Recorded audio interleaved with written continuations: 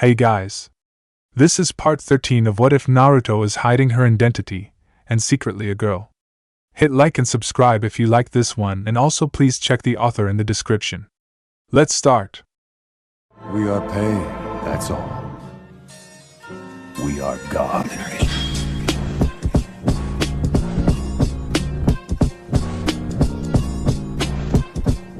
Chapter 65, Checkmate, Part 1. Naruto's POV. They walked in silence. Naruto didn't recognize the part of the Nara forest that Hiro was leading her through. Though that wasn't surprising, seeing as she usually entered it near Shikamaru's house. She didn't ask where Hiro was taking her, and instead just followed him. A small part of her still whispered with the desire to fight, but most of her was just thankful that if she was to die by the actions of a Nara, that it wasn't Shikamaru. "I'm surprised you're willing to follow me," Hiro commented, looking over his shoulder. Gone was his near-constant smile and spark of mischief. Instead there was an appearance of controlled strength. With just a glance one could tell he was well disciplined. "You clearly don't know how messed up she is." "He can't hear you," Naruto reminded the fox, not caring if Hiro heard her. The man stopped walking when they reached a small clearing. "This will do." Naruto shrugged. "It's as good as any spot to die, I suppose?" Hiro swore to himself before turning on her with a fit of rage. "What the hell? Why are you like this? Does it matter? You said you were going to destroy me, so why bother with the question and answer portion of the fight?" A glimmer of Hiro's old smile came back for just a moment. "I never said I was going to destroy you. I said I had been ordered to find out how." "Who ordered you?" "Now you're asking the right questions. Unfortunately, I can't tell you." "Well, what the hell can you tell me?" Naruto snapped. When Hiro shrugged despairingly, she groaned. "Is there something stopping you from telling me? Other than you being an asshole?" Hiro nodded, smiling sadly. "My gag might not be as bad as others, in the same group as me, but it still stops me from telling you anything useful." Naruto thought about his statement. She remembered reading about seals that worked on a person's ability to speak, but without knowing which one was used on him, she couldn't even think about how to break it. However, she knew of a flaw most seals had. So why was June ordered to destroy me? She was given a confused look before Hiro realized what she was doing. Because his leader wants to control you. If you are weakened mentally, then you will be easier for him. "Do I know who his leader is?" "No, but he sent someone." Hiro clamped his mouth shut. Thinking over her next question, she wondered what Hiro had been trying to say. "Someone close to me is working for the same person as June. Are they trying to hurt me?" "Only a spy like June could do that successfully to you. You're safe with your teammate." Sigh, Naruto whispered before giving Hiro a hard stare. "Alright, why are you telling me this, and why shouldn't I go tell Shikamaru and his dad that you're a spy for Sai's boss?" Hiro gave a self-derogating smile. "Right to the point. I can't stop you from telling Shikamaru anything.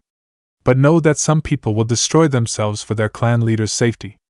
He made sure to hold her gaze long enough for her to get the meaning.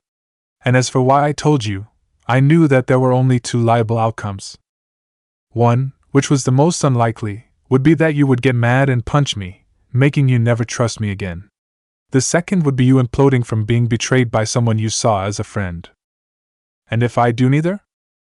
You might find someone close to you hurt without me being able to stop it. Which is my true reason for telling you. Someone might be hurt to make you break, and I will be forced to tell my boss who means the most to you. I think we both know whose name I will be forced to say." For a moment there was silence between the two before Naruto gave a dark chuckle. "And what if I tell you that if you or anyone else goes after Shikamaru they will regret it? Cause, do you want to hear a secret?" "I can't keep secrets," Hiro reminded with the same self-loathing, half-smile. "Good. 'Cause I want you to tell your boss. Tell him that when the Foundation was nowhere to be found, and Shikamaru was risking his life to save mine, the Nine Tails didn't get out." She paused, letting her words sink in. When Hiro's eyes widened, she went on. "If anything happens to Shikamaru, or anyone else, I will let the Nine Tails out again. He might want that. It'll be his end. He might want the Nine Tails in a new vessel, one he can control, but I have been studying seals, and I am an Uzumaki. I'll put a seal on the Nine Tails, making it impossible for your boss to control him, or force him into another vessel. He will be left to destroy the village with your boss as the cause. So, tell him whatever you want, but no, I will not let those I care about be hurt. Especially not Shikamaru. She stared Hiro down, making sure he believed every word she said. It wasn't exactly a bluff. She could, and would, undo the seal if Shikamaru was attacked. Again, she was chilled to her core at the realization of how much control Shikamaru had over her. That's a dangerous statement.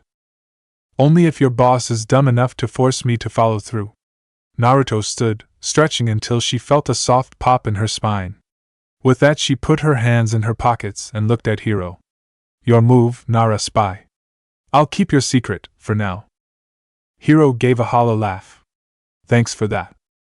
Naruto didn't reply as she made her way out of the forest, not caring if Hiro was following. There was no denying that Hiro and Sai's boss was a formidable foe. However, the fact that he was trying to attack her mental stability showed that he couldn't make a move against her. Hiro clearly didn't know her as well as he thought. Only one day after speaking with the Nara, she walked Sai home from a team meeting. She made sure to be her usual loud self, leading up to the Foundation entrance. When Sai slowed his steps and looked surprised, or at least for him, Naruto looked forward, seeing an old man with one arm hidden in his kimono and half his face bandaged. Making sure to not size him up, she turned back to Sai, asking if everything was all right. Yes, it's fine. Sai straightened his back and tried to look ahead but kept shooting Naruto looks. Hey, old man, Naruto greeted with a bright smile. The man made a clicking noise with his tongue before glaring down at the blonde with his one visible eye. As he looked at her, Naruto used it as an opportunity to survey his face. She doubted the bandage truly covered injuries from a long-ended war. Someone like him would wear his battle scars as proof of his strength. Instead, he was either trying to convince everyone the injury was worse than it was, or it was hiding something else. A weakness, perhaps. Sir, Sai muttered with a bow. This is my teammate Naruto. I am aware. The man openly scanned her, sizing her up. In response, she scanned him back. And you are? She asked, sounding uncaring. Danzo. Huh, she surveyed him again. I thought you'd be, more? I wouldn't expect much more from a child, Danzo spat. I meant your injuries. Since you stayed out of the fight with pain, I figured you must have been bad off. Guess not. She gave the man a cold smile before saying goodbye to Sai and walking off. Her heart was lodged in her throat. She knew that pissing off a man that had as much power as the Hokage, and in a time when their Hokage was out of action, was not smart, but she was angry with him, and she needed to see how dangerous he truly was. He couldn't attack her, but when mad, people would do stupid things. The fact that he stayed in a calm fury told her volumes. She had thought he was a man who was used to getting what he wanted. In truth, he was a man willing to wait and plan to get what he wanted. He was the type of opponent she didn't know how to face. He was much smarter than her, and if she was to attack him in her usual method, then she would be destroyed. She wanted to ask Shikamaru for advice. That thought instantly made her chastise herself. She needed to stop relying on him so much. The connection between them was bound to break and hurt her. Realizing that gave her the chance to distance herself and make it so the pain would be less. In the meantime, she had Danzo to deal with and the Akatsuki. Naruto thought that she was going to have to walk on eggshells for the rest of her life, or at least until Granny was healthy again. However, Danzo made a more forward and abrasive move than she expected. Somehow, he had become Hokage, and the first order he gave in his new position was to declare Sasuke as an enemy of the village. She didn't need everyone to tell her to not go after the new Hokage. After all, Naruto had been waiting for the bait since Hiro's warning. She had to give Danzo credit though, he knew where to target. Unfortunately for him, Naruto didn't know how to play this game. When Kakashi-sensei and Captain Yamato had tried to talk sense into her, she discreetly sent a clone out to observe the new Hokage. Pervy Sage might not have been able to train her as a spy master, but she wasn't completely hopeless. From the top of a building not too far from the Hokage Tower, she was able to see a man walking around old Granny's office as though he had always owned the place. She seethed at the sight of him carelessly throwing out the small number of personal items that old Granny had had on her desk. This gave one clear message to the guards who watched over his actions. Danzo didn't expect old Granny to wake up, and he had no care for her belongings, or her beliefs. This also told Naruto something. Old Granny could not save her, or Sasuke. Danzo wouldn't stop trying to get at Naruto. He might be calling your bluff, brat, the Nine-Tails grumbled. Who said all of that was a bluff? From what I've read you can't go into anyone but an Uzumaki, Naruto thought back. Yeah, years before the village was made people tried. I burnt those people from the inside out. You almost sound upset about it. I'm not. It was just a waste of lives so someone could claim control over me. My first host saw me as a monster needing to be caged. The second host? Naruto asked through her mind. She saw herself as the first line of defense between me and the village. I can't work out how you see this situation though. I see you as a constant pain in my ass, the blonde retorted in her mind, receiving a dark chuckle in reply. With that she dispelled herself, returning to the original. The moment the two were combined she got the idea of going around Danzo. The only reason he had the ability to label Sasuke a traitor was because of the raikage.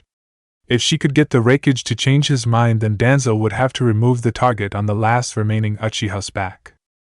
She could tell that Kakashi-sensei and Captain Yamato doubted the success of her mission, but they decided to go along with her. Naruto had wished that they had gone with her in the hope that she would find a way to do what seemed impossible. But when Sakura found them and commented how Naruto shouldn't have been out of the village thanks to the Nine-Tails, she had felt her heart drop. It was obvious that Sakura thought she could control Naruto under the belief that the blonde was in love with her. That part did cause her pain, but mostly she realized how all her friends must see her. She was just a cage. She wondered if, given the chance, they would lock her away so no one could get the Nine-Tails out of her. Would they force her into a box like the one Haruma had put her in countless times? Would Shikamaru? This realization had caused something in her to break, leaving her to collapse into the snow. Blood rushed through her ears, her lungs couldn't take in enough air. She could feel the sides of the iron box closing in on her, pressing against her body until her flesh started to bruise and split. She thought she was free of this. She had watched the box tumble off the cliff, heard the impact as it hit the ground. But those that she thought cared about her, those she cared about, they wanted to put her back. She had believed Shikamaru when he said that he didn't care about the Nine-Tails being in her. It was a lie, and she had trusted him. She didn't remember being moved into the hotel by Captain Yamato. She also didn't notice him watched over her after covering her in multiple blankets. She didn't think she was cold, but she couldn't help but notice that her limbs trembled. "You're pathetic," snapped the Nine-Tails. "Leave me alone." You know, the other two might have seen themselves as cages, but they never let others get away with seeing them that way. I never got the impression off you that you saw yourself as nothing but a box for me to be shoved in. I thought you had iron in your blood. You never let that Haruma cow get to you, but you become a sniveling mess cause of that pipsqueak? Just so you know, if I wasn't trapped in you I could have squished her under my paw. I would bite your boyfriend's head off. Can't be smart without his brain. As for that Uchiha prick, I think I'd pluck out his eyes before ripping each limb off one at a time. Enough. Oh, do you have fire in you again? Good. Get your ass up, cause I'm not being a pawn for Danzo. Uchiha will be going after him if that masked guy wasn't lying. So, get up. Getting up won't help. Captain Yamato will stop me. Instead, she carefully cut a hole in the ground, dropping into the floor below and sneaking off. When she found out Sasuke had killed Danzo, she started laughing. As she doubled over, gasping for breath between pearls of amusement, Sasuke raised an eyebrow. Finally, she was able to smother her chuckles. Danzo was trying to get at me by attacking you, and you ended up killing him. Naruto shook her head at the way the man's plan backfired. In response to her statement, Sasuke gave a small smile. Turns out we still make a good team. There was something longing in his eyes and his feet shifted as though he was fighting the urge to walk closer. Giving him a sad smile, Naruto shrugged. Are you surprised? She sighed, her shoulders sagging. There was no way she could fight him at that moment. She had no drive and Sakura's poison was leeching her strength, leaving her light-headed and throwing her stomach in turmoil. Sasuke, what are you doing here? What is it that you want? Sasuke looked in the direction that Naruto could sense lingering hostile chakra. She knew pulsing her chakra out was not a smart idea at that moment, but it had been the only way to find Sasuke. She sensed no hostility towards herself coming off the man, though there was an echo coming off him and aiming at, not her, but something in her. She wasn't sure how to describe it, but it was like pain, heartache, and hate that had long hollowed into a shadow of itself. Even so, it had a thirst to fight, one that caused an ache to shiver through Naruto. Do you know he wanted to lock you away? Sasuke whispered, still looking towards his last fight. He looked back at Naruto, ignoring the confused looks from Sakura and Kakashi-sensei. How many people in the village want to do that to you? At least 2 that I know of, the blonde shrugged. And how many of them have you fought? That you stopped? 1. And I was working on taking down Danzo when you killed him. A half-smile started spreading on Sasuke's face. It was something she recognized, making her roll her eyes. Part of her was thankful for the presence of Sakura and Kakashi-sensei, since she didn't really want to deal with Sasuke in one of his hysterical laughing fits. He sobered up as he surveyed her. You fought 1, but the village is rotten. Danzo, the elders, the Hokage, they put my brother in an unwinnable situation, they killed my family. They let you suffer.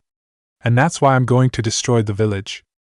You're going to punish the whole village for the wrongdoings of the few? The few? Sasuke snapped, taking a step forward, making Kakashi-sensei tighten his hold on his kunai. How many deadbolts do you have on your door? Why is it that you expect to be hurt by those around you? Why do you look broken? Was it because of the few or because of the many? You want to know one of the people who encouraged my distrust? Naruto snapped, the hollow feeling in her stomach giving a dull ache. My best friend, when he shoved his damn arm through my chest. So, don't pretend you care. Sasuke's eyes slid to the people behind her before he went back to staring at Naruto, taking in the details of her face. She could feel that there were tear tracks running down her cheeks, could feel how her mouth pulled down at the sides. It didn't even cross her mind to hide these facts from Sasuke. If he saw it as her weakness, so be it. She was already broken, had already handed someone the means to destroy her. There was nothing Sasuke could do to her that he hadn't already or that she hadn't done to herself before. Leave, Sasuke snapped at the 2 behind Naruto. The blonde noticed Kakashi-sensei tense as he growled out a refusal. Sakura just looked at Sasuke mournfully. Kakashi-sensei, can you and Sakura give us room to talk? Naruto asked calmly, though she made it clear that he didn't really have a choice. I'll be watching, Kakashi-sensei promised. Sasuke gave him a bored look, but when he noticed Sakura not moving he turned his dark eyes on her. You leave too. I'm a teammate too, Sakura whimpered, her hands clasped in front of her chest. I don't care. Go away. He didn't even watch her scamper off and instead turned his gaze back to Naruto. Once they were out of earshot of the other 2 members of Team 7, Sasuke gave the blonde a sad smile. I see you're still hiding who you really are. I see you've started to dress like a stripper. Sorry, but I don't have any notes on me. Sasuke snorted into his fist before looking down at what he was wearing. You're just mad that you can't get Shikamaru to wear something like this. Why would I when I can just see him without a shirt? The bark of laughter that statement caused in the dark-haired man made Kakashi-sensei look over in suspicious and surprise. Sasuke didn't seem to care and instead gave Naruto a level gaze as all humor disappeared from his face. I am sorry for what I did to you. I don't even know why I did it. Sasuke gave her a sad smile, his hands moving to sit on his belt. Not exactly comforting, Naruto retorted. Sorry I technically killed you. I was in a bad mood. Sasuke had the decency to flinch at that. And yet you want me to go back with you? 'Cause I know what it's like to succumb to anger and pain. I know what it's like to feel like there is no way out. I refuse to let you suffer alone. I know where that leads. Naruto walked closer, ignoring how Kakashi-sensei tightened his hold on his kunai. The man's knuckles were turning white, and he had both eyes trained on the pair. "Is that what you're going through now?" Sasuke asked, huffing angrily when he received no reply. That, and the way he marched towards Naruto made Kakashi-sensei propel forward. The white-haired ninja stopped short when Sasuke put his hands on Naruto's shoulder, leaning forward to make eye contact. "Don't you see?" he started in a soft voice. "The village corrupts. The village gave my brother the choice to spare me by destroying his clan, and Danzo used that to get his hands on my family's eyes. You were forced to house the Ninetales and you were punished for that. The village takes anyone good and destroys them. You don't have to be a part of that." "The village is my home," Naruto reminded, waving off Kakashi-sensei's worried gaze. "It doesn't deserve to be. Naruto, you don't have to stay there. I'll stop anyone who tries to drag you back. I promise." Anger boiled in Naruto's stomach at that. "You will? You want me to go with you? I'm a Jinchuriki. You know, like the man you attacked. I may want to save you, Sasuke, but I don't trust you."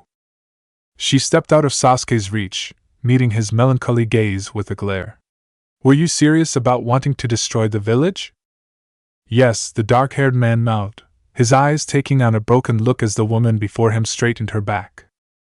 "Well, we both know our fight isn't over, so I'll be the village's stand-in and we can fight to the death." "Don't make me do that," Sasuke quietly begged, the pain in his eyes amplifying. "I can make the village a substitute for whatever force that calls to fight you. Please let me target the village instead. You once asked if I loved Shikamaru cause then killing him would be like killing a piece of me. I don't know about love, but if he dies you will destroy me. And he won't stand aside whilst you go for the village. So, even if I was to give you what you ask, it'll be worse for me." With a heavy sigh, Sasuke nodded. "I hope he's worth it."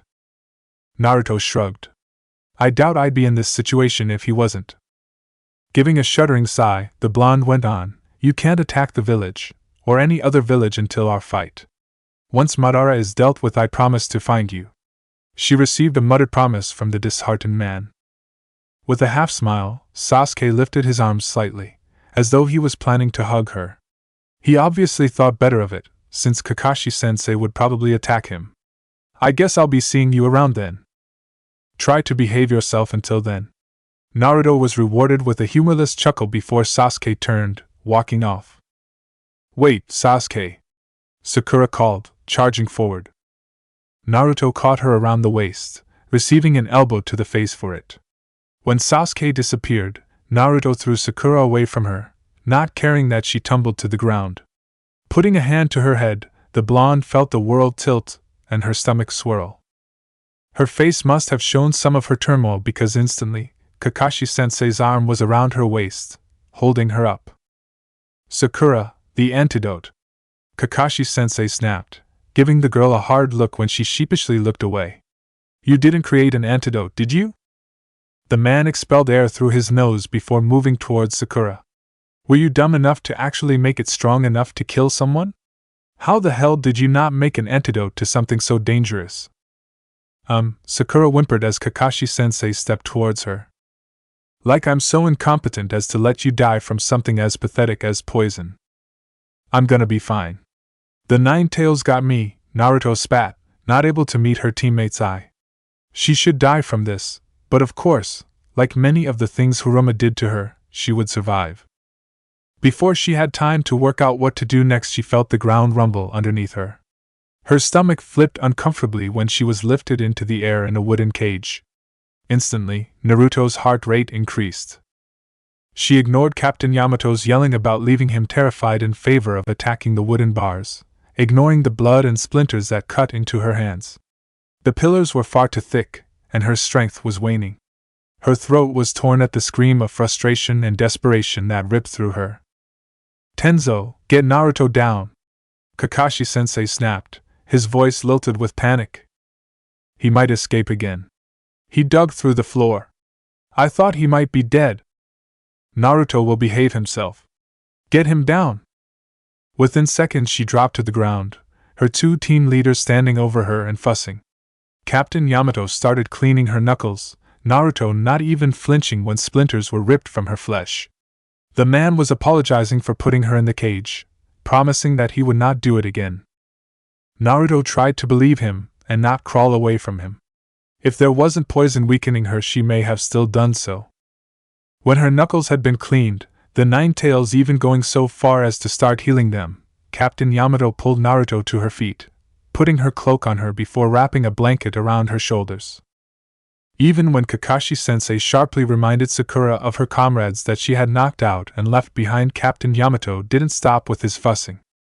Even with her senses being dulled by Sakura's poison, the blonde was able to notice the significance of Sai's curse mark having disappeared. Hiro was free, he now didn't have to toe around the line his curse mark drew. As the village gates came into view, Naruto's steps slowed. Inside those gates were people who saw her as nothing but a container for the Nine Tails. She was something to manipulate and control for their own doing. Kakashi-sensei put a hand on her back, giving her his usual eye smile, the first show of positive emotion he had shown all mission. As his supportive hand stayed on the middle of her back, Captain Yamato made sure that her cloak was secured properly around her neck. Other than the two leaders, the only one she let near her was Sai, the man who had told her the truth and who blatantly refused to say a word to Sakura, even when she asked him a question. Just inside the gate were her friends. All of them looked like they were waiting for something. Perhaps they were waiting for her to submit to their plan to kill Sasuke. Although she couldn't meet any of their eyes, and the familiar hum of Shikamaru's chakra and the smell of his cologne in the air made her want to crawl into herself, she did take some pride in the fact that she had successfully ruined their plans.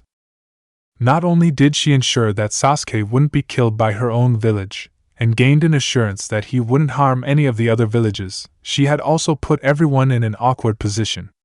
Who would they want dead more? Sasuke the traitor, or Naruto the Nine Tails? Instead of asking, though, she muttered to her team leaders that she was going to go sit down. She ignored Sakura's pitched voice that demanded she go to a medical tent. She did not feel like obeying her, even if Sakura tried to hit her for it. She wasn't surprised when Shikamaru found her by the lake. It was always him who found her. It made her wonder if he saw himself as her guard, ensuring that the Nine Tails didn't break out. If so, he would be pissed that he was perhaps the only person who could put her in a position of letting the beast free. He stayed silent beside her, though, not letting her know what was running through that vast mind of his. When I was younger, I used to be envious of fish, Naruto admitted, trying to keep her voice light. She wasn't even sure why she spoke. I would see them swim past, going wherever they wanted. I wanted that freedom. And they always were swimming with another fish, they were never alone. Fish swimming together are called a school. She heard the shuddering breath Shikamaru took. Are you still envious of fish? Instead of answering, she spoke the realization she had come to, the one that had shattered what little was left in her. After leaving the orphanage, watching the fish had been her only comfort. She would spend hours imaging what it would be like to soar through the world, always with a companion at her side, using those images as a distraction from the hunger eating away at her, or the echoed memory of her skin knitting itself back together after one of Haruma's treatments. I'm not the fish. Sasuke is. What are you? Shikamaru whispered, the gentle, caring caress of his words making her shudder, hating how easily he could affect her. Staring at the water, she thought of what a sick joke life could truly be. I'm the fishing rod, and Sakura is the fisherman. Once she gets her fish, I'm no use anymore. She thought of what Iruka-sensei had told her the day after she had been put in Team 7, when she had commented that Sakura didn't like her, even with her trying to be her friend, and how Sasuke thought she was useless. Naruto, one day, you'll look back and realize they have become the people you turn to first, that you care about, and trust, above all else. You are a talented kid, and you are one of the most genuine-hearted people I have ever met. They will realize that, just give them time. Naruto remembered how he had smiled at her softly, ruffling her hair in an affectionate manner. She wondered what he would do now if he realized that one of her teammates had tried to kill her twice, and the other had tried to manipulate her feelings in the hope of controlling her. Yet you're going to get Sakura her fish anyway, Shikamaru snapped, not appearing to be asking if that was what she planned to do. That's what a fishing rod does. She gave him a hollow smile, feeling tears roll down her face. There was no way she couldn't bring Sasuke back. He was being pulled apart by some force that happened to involve her and his clan. She still cared about him and still would do anything to bring him home. How she saw Sakura affected nothing when it came to that goal.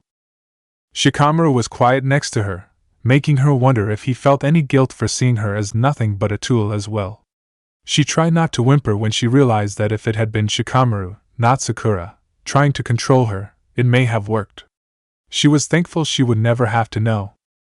I'm not sure how to word this analog properly, but just because you're a tool to those two doesn't mean you're not a fish to the rest of us. Naruto couldn't help the humor that bubbled up at those words being spoken in Shikamaru's deeper, slightly rough voice.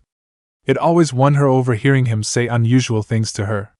No one else had that ability over her. That is both the strangest and sweetest thing anyone has ever said to me. Thank you for calling me a fish. She watched him shake his head, a small smile tugging at his lips. I think we both need sleep.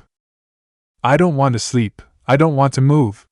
Her hand shot out to grab Shikamaru's, tears reappearing in her eyes. Can we just sit here and be fish, please? She pleaded.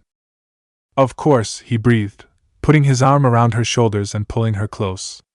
She let herself have this moment of weakness, consequences be damned. Is everything all right? Please tell me the truth. No.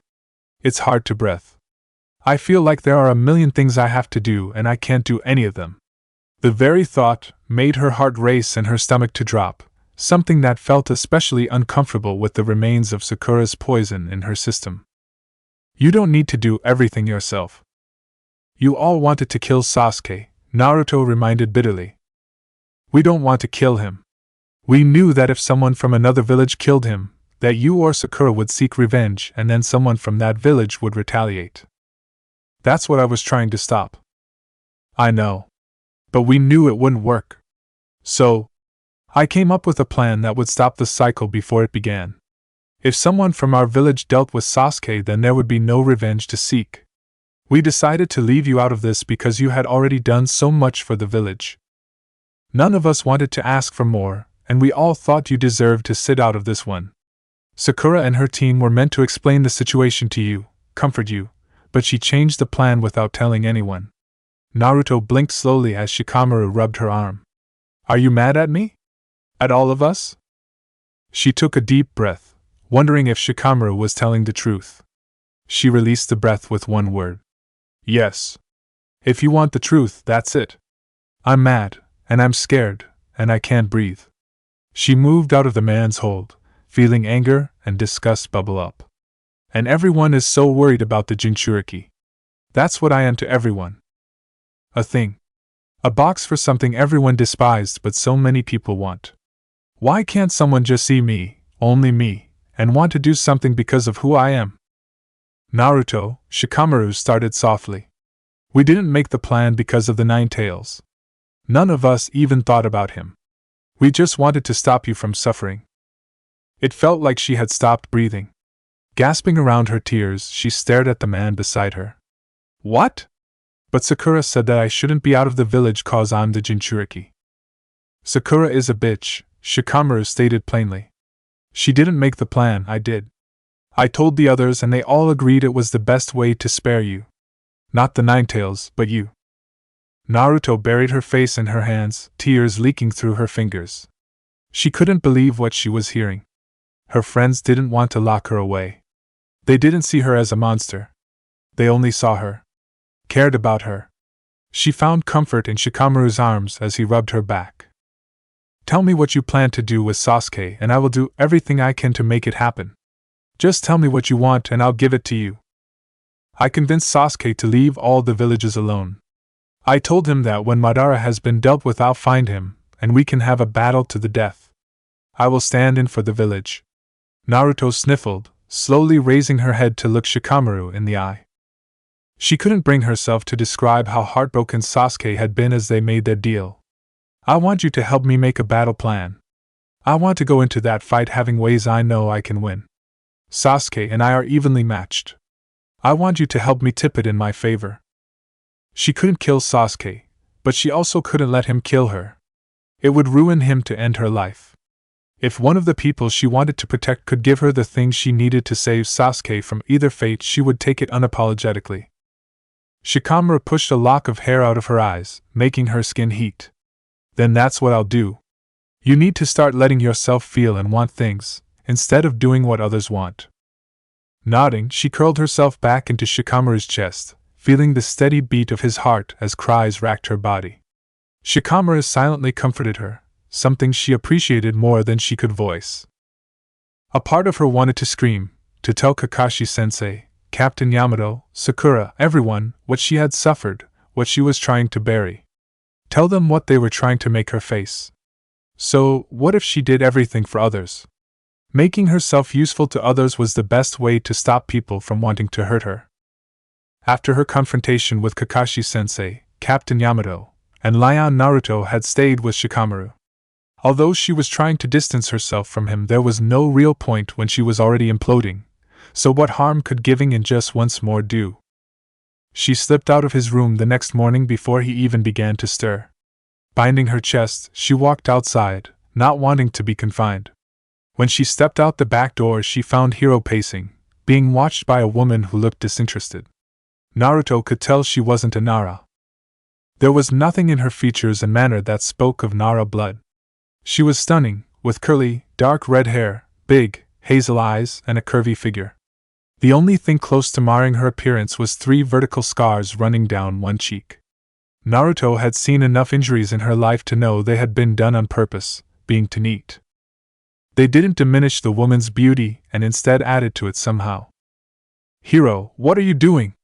Naruto asked, sitting on the edge of the porch. The Nara jumped, looking over sheepishly. "Nothing to worry about, Naruto. Have you met my friend?" The redhead rolled her eyes. "We work together. And he is nervous." "I could tell." Naruto shot the man an amused look before turning her gaze back to the woman. "So, you're in the Foundation too. What's your name?" "Don't have one." She shrugged. "Danzo normally gives us numbers, but he used to call me his pet." Hiro flinched at her callous words. She was Danzo's personal companion when she wasn't using her abilities to assassinate or spy. "What do you want to be called?" The woman showed her first expression, surprise, before contemplating Naruto's question. "How about Kina for now?" "Alright, Kina." "Why is Hiro so nervous?"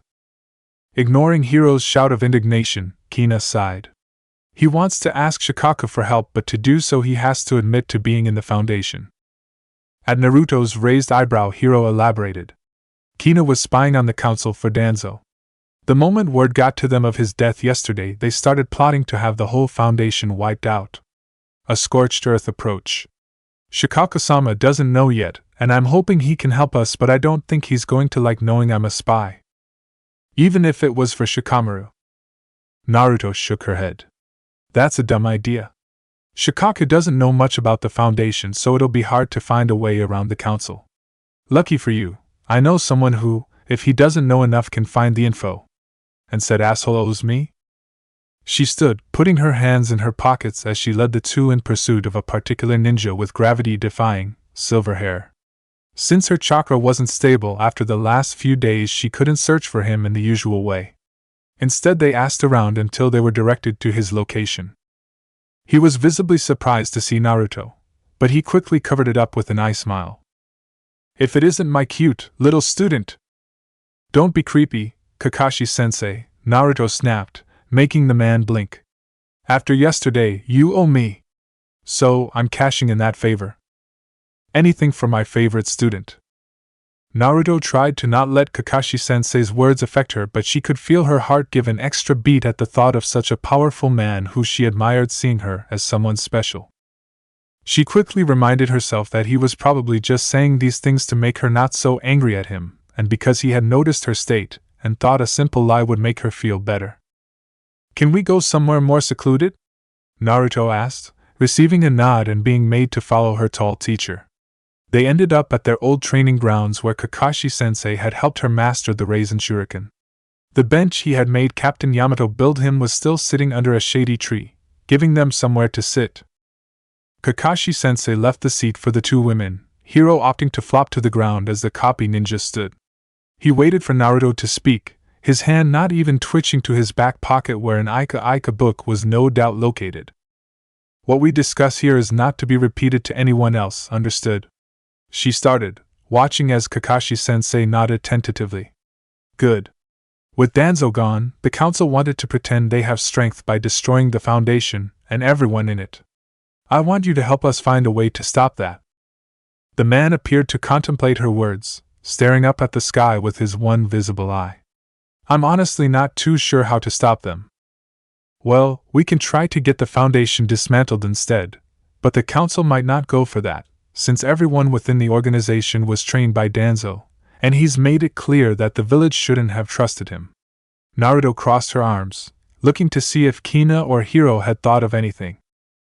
You're right about the fact that the council feels betrayed by Danzo's behavior, Kina confirmed. The council member I was ordered to keep company wants to use the Foundation as an example. Punish us for the wrongdoing of our leader. If Kakashi-sensei was surprised by what Kina was made to do, he didn't show it. Although I see why they might not be able to trust the Foundation, it is a little rash to do away with the whole organization because of the leader. What about if the Foundation had a new leader, one they can trust and one who is strong enough to keep the Foundation members in line? Someone that the Foundation and the village alike have respect for. I think we can find someone who fits the bill, but that might not be enough. Kakashi-sensei pondered some more before Hiro sat up sharply. Danzo always did experiments and stuff. He liked collected rare abilities, Hiro started, getting confused looks off those listening. Sometimes it was that rarity that helped him control the council. He had people, or things that they needed. Maybe there is still someone in the Foundation like that. If we had someone that the council saw as useful, do you think they would change their mind? If we can find you a leader that can help make that argument. Kakashi-sensei sighed. I'll talk to Tenzo. He might know more from his time in the Foundation, and you two can try and find some information that could help us. He stared at Kina and Hiro until the two nodded obediently. I'm guessing you two were both spies, so weren't made emotionally numb like the others. Hiro nodded. Our curse marks were also weaker since Danzo realized if we couldn't at least mention the Foundation in conversation if ever needed, that would appear suspicious. Please, don't tell Shikako-sama. I know I'll have to tell him eventually, but considering all that the prick did to Yoshino-sama, I don't think he will understand why I joined. Why did you join?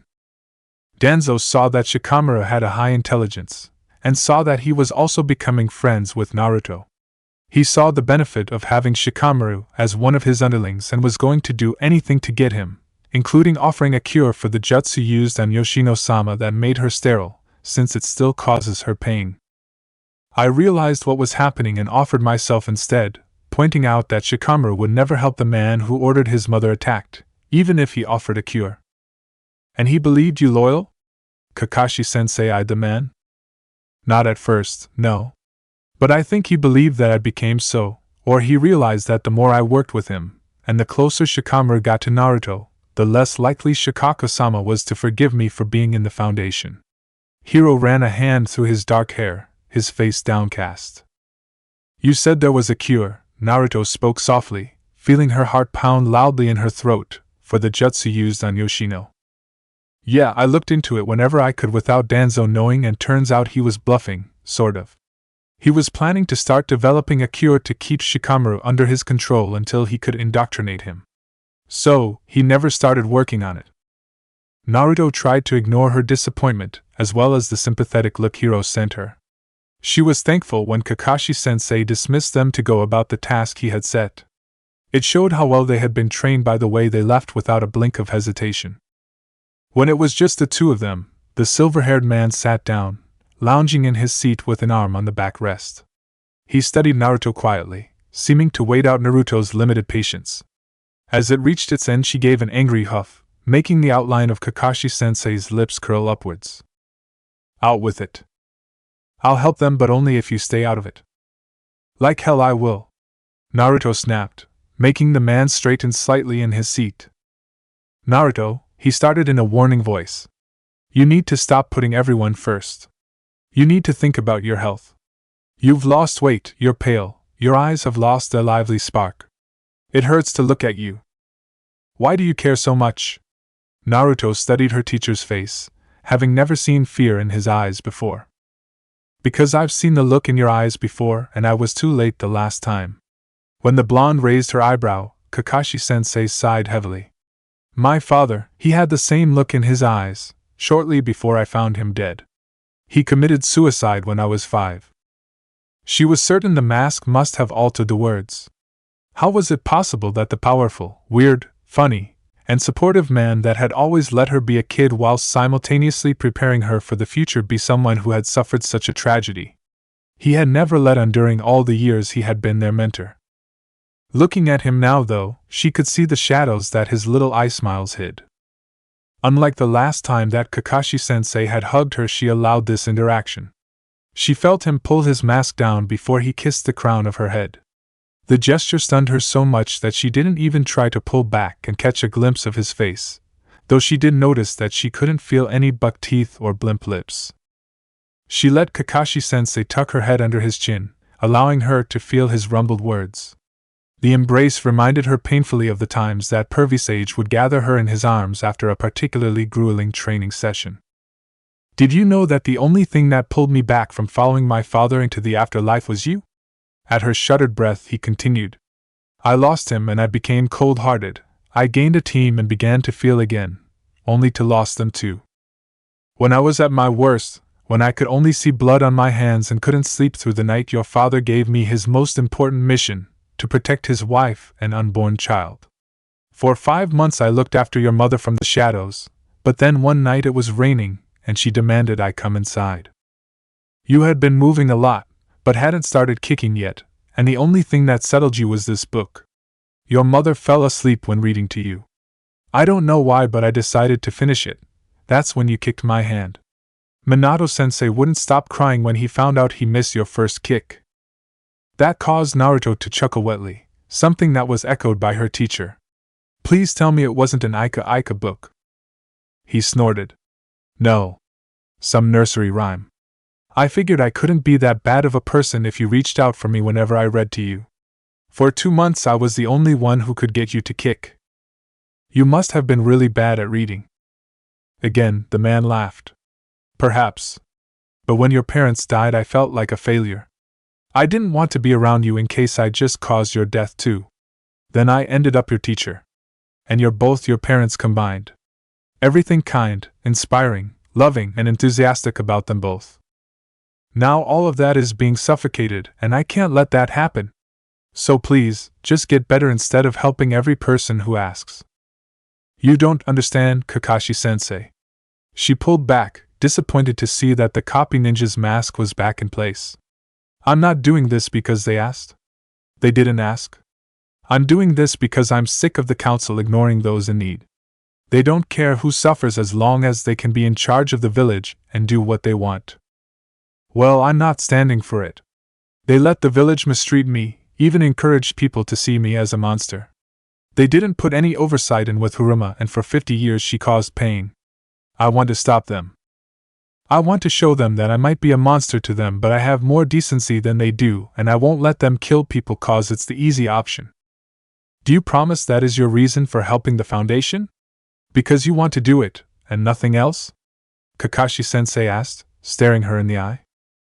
Yes. Hiro was going to ask Shikaka for help, but I decided it would be smarter to come to you. I chose to help them. I wasn't asked? Kakashi-sensei gave her an eye smile, the fearful look leaving his face. He tapped her nose cheerfully.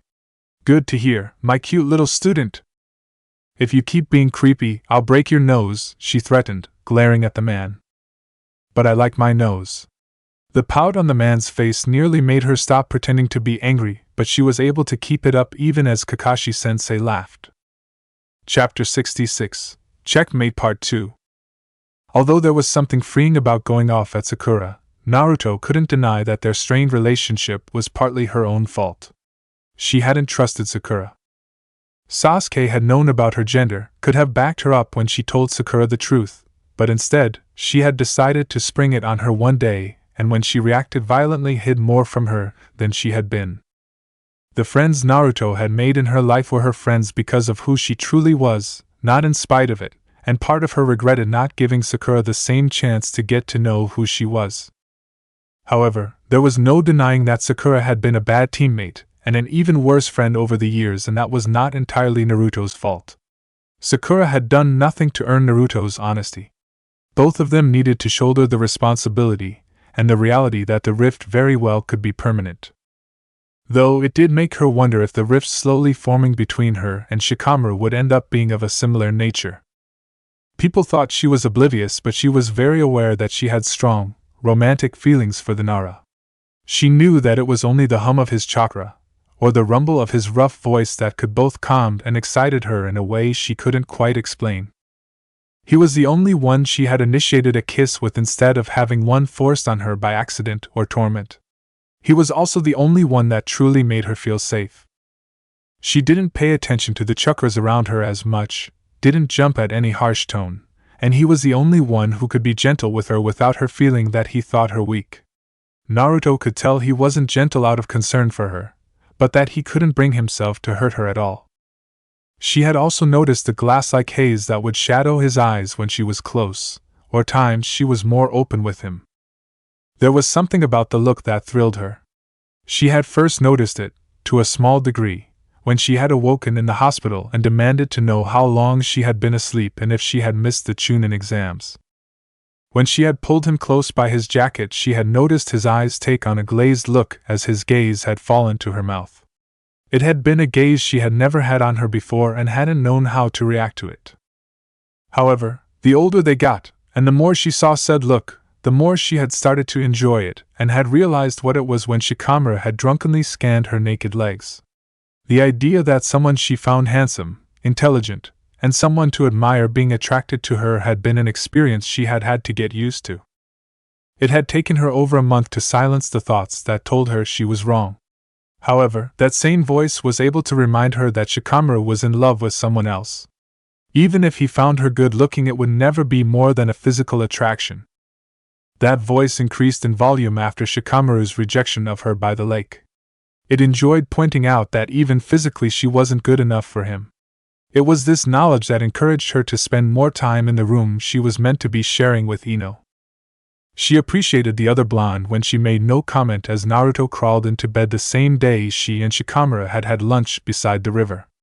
Although Ino had clearly had questions, she hadn't voiced any of them in the few days that followed, even when Naruto started binding her chest again whilst still in the Nara estate. She didn't mind looking like a boy at times, especially since she didn't really care how people saw her, but she knew that that wasn't why she had taken to binding her chest every day. It gave her a sense of comfort, that Shikamaru couldn't see what she really looked like. It allowed a part of her to believe it wasn't truly her he had rebuffed, but the image she showed people. It did little to truly help the ache she felt, but it was something. Whenever she didn't feel like putting binds on, she took to staying in her bedroom. Whenever she was in her room, she noticed that she gravitated to wearing the number of shirts Shikamaru had given her. The time in solitude was used to write about the children of iron for the historian who wanted to document everything. Naruto knew that many refused to speak to the scholar, and although Naruto herself didn't like recounting all that had happened to her, she knew it would be better to have it brought to light. She had been writing in the notebook that Shikaku had been kind enough to give her for almost 2 hours when there was a knock on the bedroom door. She told the person to come in, not having enough control on her chakra to safely sense who was on the other side. Part of her was happy, and another part pained, so Shikamaru opened the door, his eyes sweeping over her with that same look in his eyes. Fighting the urge to fidget, Naruto put her brush on the ink pad sitting on her nightstand. "What are you doing here?" she asked in a quiet voice. "I just wanted to spend some time with you," he replied. "You've been having a hard time lately and I like to check on you." Naruto nodded, her eyes on her notebook. When Shikamaru sat down across from her on her bed, she tried not to take a shuddered breath. Trying to distract herself, she focused on putting her book aside where it wouldn't knock the ink pad. "I'm getting better. I didn't like having to talk to Sakura yesterday, but it was necessary. She's not a bad friend, we just aren't friends. I don't think she ever really liked me, more just thought she had to since we were teammates. I'm glad we aren't continuing with that delusion." It's better for the both of us. She can spend more time on her true friends, and so can I. Shikamaru gave her the small smile that always caused odd sensations in her stomach. It's good that you can see the bright side to it.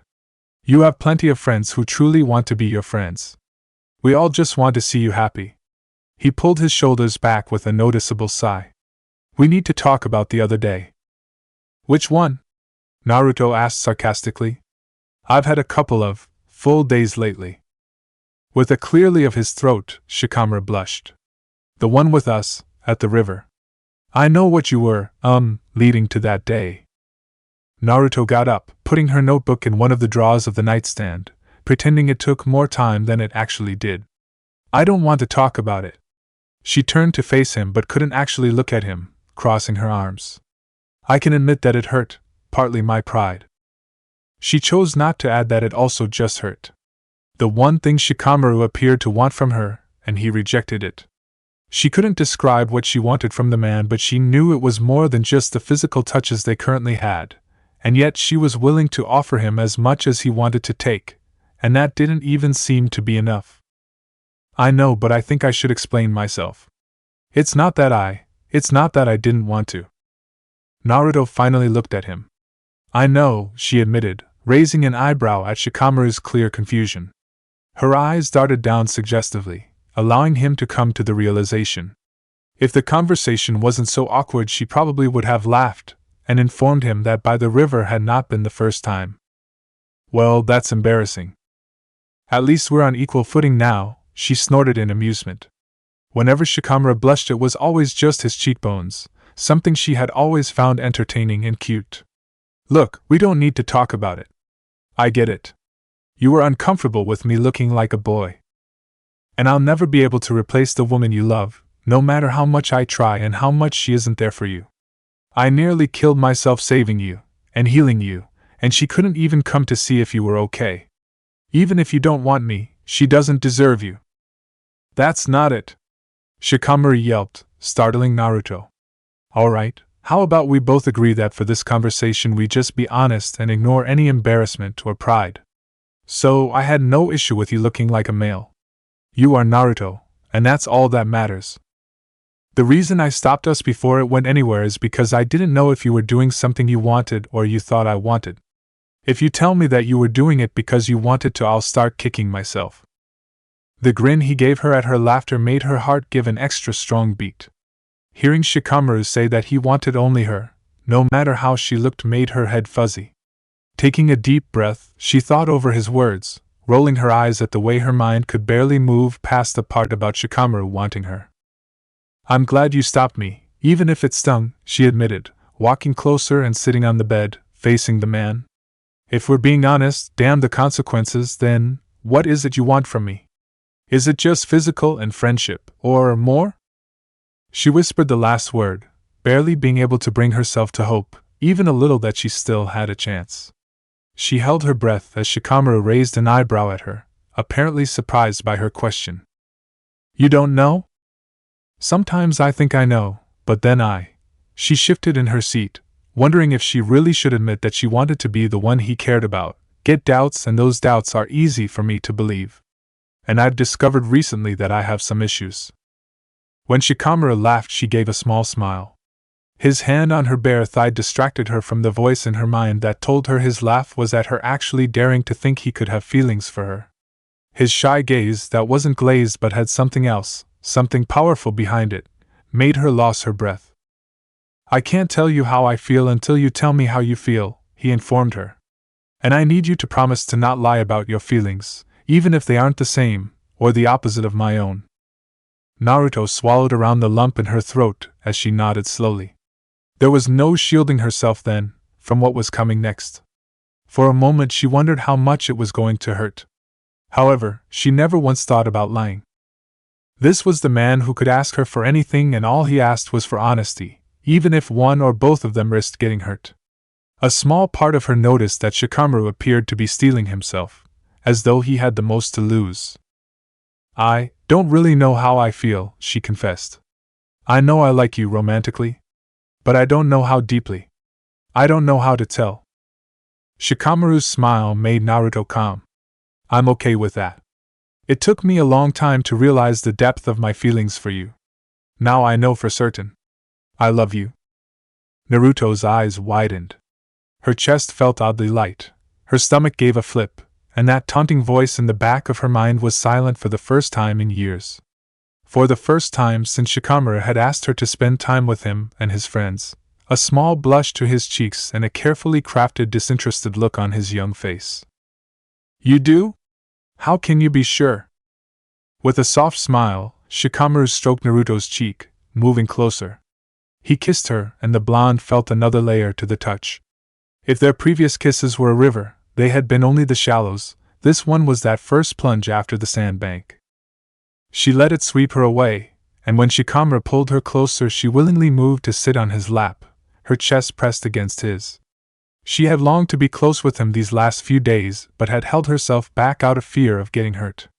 Now she realized Shikamaru had the power to destroy her, but she had that same power over him. His heart pounded hard enough for her to feel it as he held her, one hand in her hair. When he pulled back, she tried not to whine. It took her a moment to even remember what questions she had asked him. I don't really know how to explain it. Being with you makes everything easier, and it makes me feel stronger. The way you see the world and the way you do what you think is right, even if everyone is against you, is something that I admire. I find myself enjoying every moment of being with you. Are you disappointed that I don't know if I love you? Naruto asked softly, understanding why Shikamaru had asked her to confess her feelings first. The thought of knowing he loved her but she might not return that affection made her desperate to know what love was so she could reciprocate. The man gave her that same soft smile that she adored. I promise to be honest, so no, I'm not disappointed. It hurts a little, not hearing you return the sentiment, but I understand that given your upbringing you might have trouble with this. It just means that, if you don't unknowingly love me already, I have a chance that you'll grow to love me. Naruto laughed before Shikamaru sighed mournfully. Though I am kicking myself. About the other day? Naruto asked, finding herself feeling oddly vulnerable and exposed in that moment. She only just realized what position they were in with her half-dressed and straddling his legs. No, not that. Instantly she felt calm, returning Shikamaru's smile. I've been trying to tell you how I feel for months, but I was always worried that you would convince yourself that you loved me so that you wouldn't have to break my heart. And it was only today that I realized I could just tell you why I wanted you to be honest, and you'd tell me the truth. Naruto kissed him, swallowing her laughter. Well, just think, it could have always taken you longer to work that out. True, that would be horrible. Cupping the back of her head, Shikamaru kissed her with the same amount of passion as before.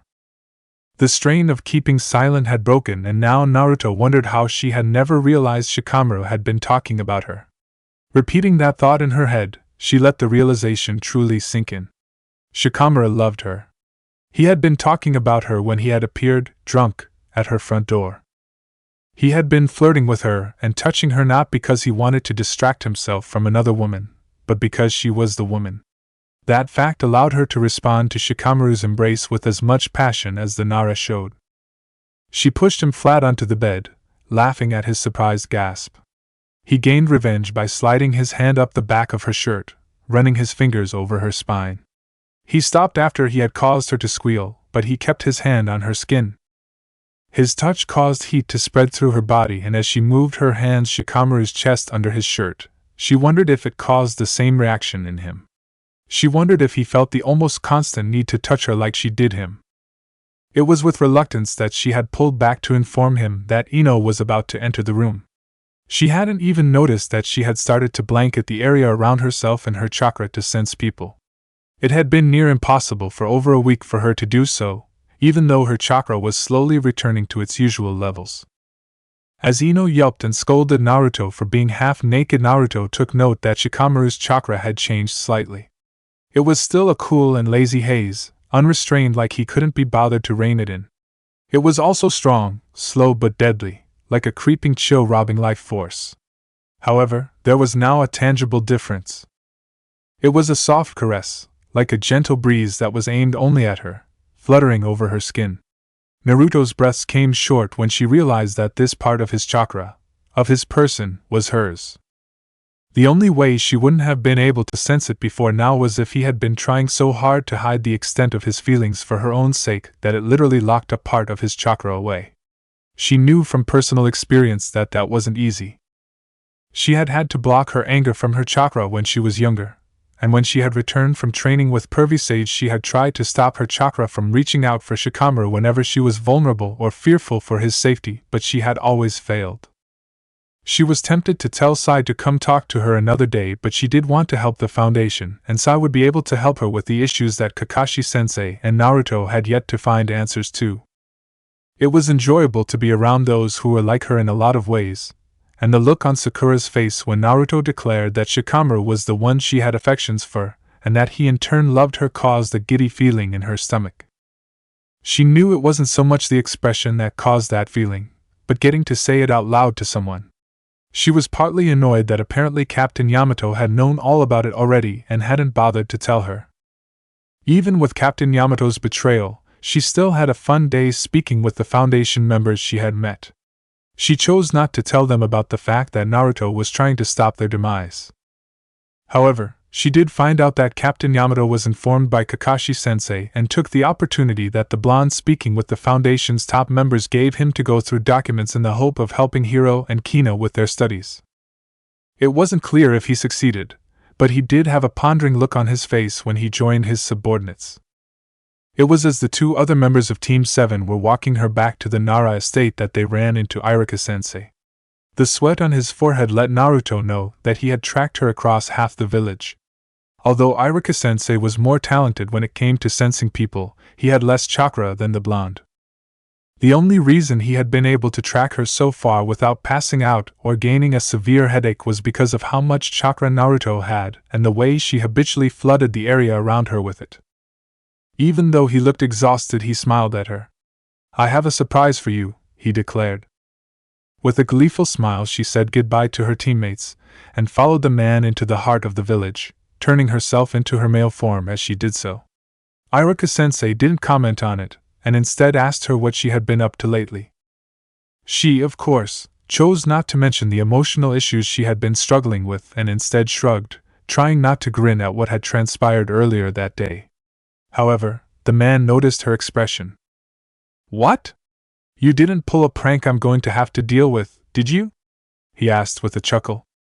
"Shikamaru and I are together," she declared, blushing when Iruka-sensei stopped walking to stare at her. "What? Are you mad?" "No. I'm thrilled." A smile broke over the man's face. "I thought Shikamaru and you had feelings for each other when you graduated, but I worried that you two being kind of bad at emotions would stop you from ever admitting it." He scratched his cheek that was steadily turning red. "Though I'll admit that after seeing you two kissing I figured you'd eventually confess. I think you and Shikamaru are good together." "Thanks, Iruka-sensei." They started walking again, though Naruto kept it at a slower pace. "Iruka-sensei, can I ask you something?" "Of course, Naruto." "How do you know if you're in love?" That stopped the man's steps again. He looked at her in mild horror as well as happiness. It was an odd combination that confused her until she realized where she had seen a similar expression. On her father's face when he had found out about her fear for Shikamaru's safety. "Do you think you love Shikamaru?" Iruka-sensei asked, putting his feelings aside in favor of helping her with her inquiry. "I don't know. Shikamaru says he loves me, and I do believe him, but I don't know if I feel that way because I don't really know what love feels like. I think I love Konohamaru like a younger brother, I think I loved Pervy Sage like a grandfather, and I think I love you like an older brother or father, but I can't be sure." "How do you know?" Iruka-sensei sighed, running a hand down his face. "It's not an easy question to answer, but I'll do my best. I know I love you like a little sister or a daughter because the thought you being hurt, of people not seeing what a fantastic person you are, causes me pain. You are special to me and I will do anything to keep you safe and help you become the best version of yourself. I think that when you love someone, especially romantically, they encourage you to be a better person. You want to be worthy of their love, even though they will love you even if you don't think you deserve it. They are the first person you think of in your moments of weakness. They are the ones you reach out for and know they will be there to support you, and you would do the same for them. But mostly, for us ninjas, the way to know if you love someone is whether you feel safe with them or not. Many ninjas only truly feel safe with the one they love. Naruto looked at the brunette with wide eyes. She muttered her thanks and let him put his arm around her shoulders, leading her to her surprise.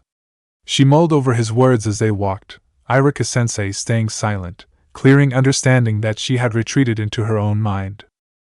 However, when they entered what was becoming the new shopping district, he covered her eyes, stirring her around. Ta-da! He declared, uncovering her eyes. He watched her blink away the sunlight before grinning widely. The villagers found out this was your favorite place, so bumped it up the list of builds to reconstruct. She barely paid attention to Irika-sensei's words, staring in surprise at Ichiraku Ramen's new stall. Darting forward, she pulled the stall's familiar flaps back, seeing Tucci standing behind the counter smiling at her. Naruto! He boomed. It's good to see you. Do you want your usual? Believe it! I've been having withdrawals. She plunked herself down on one of the stools, enjoying Tucci's and Irika-sensei's chuckles at her words. When the stall filled with the familiar smell of pork ramen, she breathed deep. The village hadn't felt like home since Pain's attack, but now it did. So, Irika-sensei started softly, sitting next to her. Kakashi told me about your heritage. How does it feel knowing your father was the fourth Hokage? Taking a moment to think of her answer, she sighed. I don't care. He could have been the fourth Hokage, or a civilian who mopped the floors and nothing changes. I'm glad I know who he is now, but a stone face is not substitute for an actual father. I would rather be able to walk in the door of my home growing up and hear welcome home because a stone face can't comfort you. I know the feeling, Irika-sensei admitted with a sad smile. When their ramen was set in front of them, they chose to turn the conversation onto lighter topics. It was as they finished their meal that Naruto was put into a situation she never expected to be in. Some other ninjas, a mix of jonins and chunins, had come to the ramen shop and had recognized her.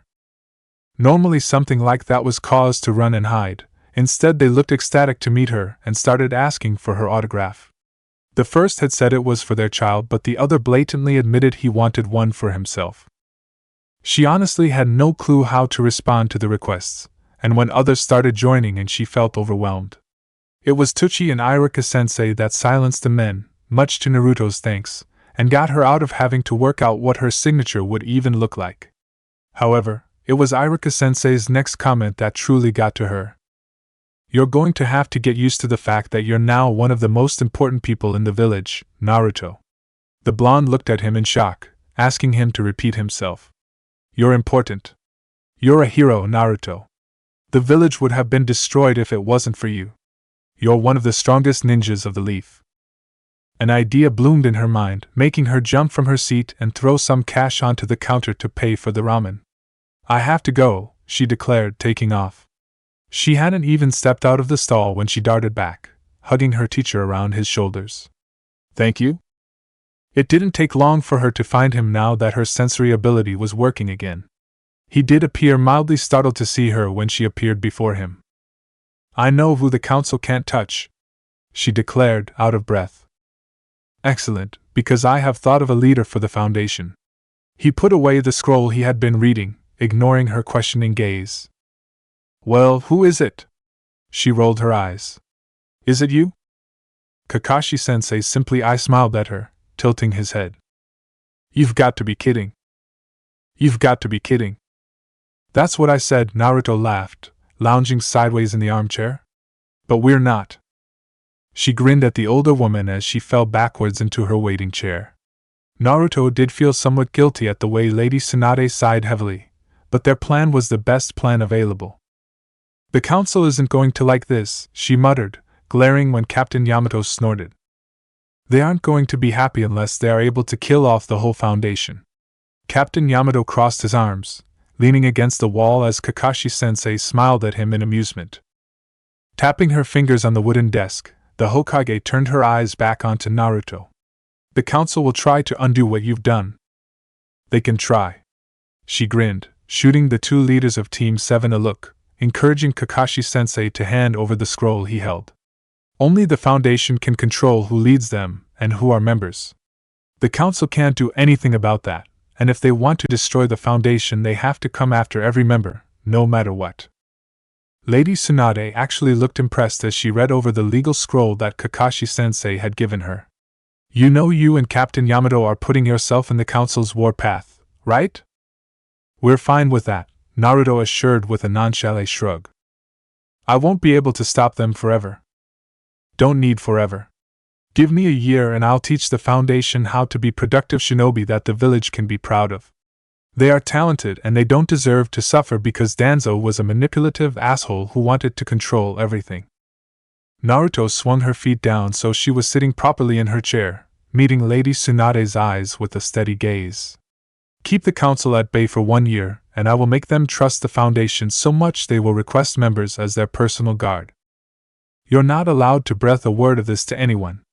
If the council finds out you've told people how you outwitted them, they might just follow through with the massacre out of hurt pride.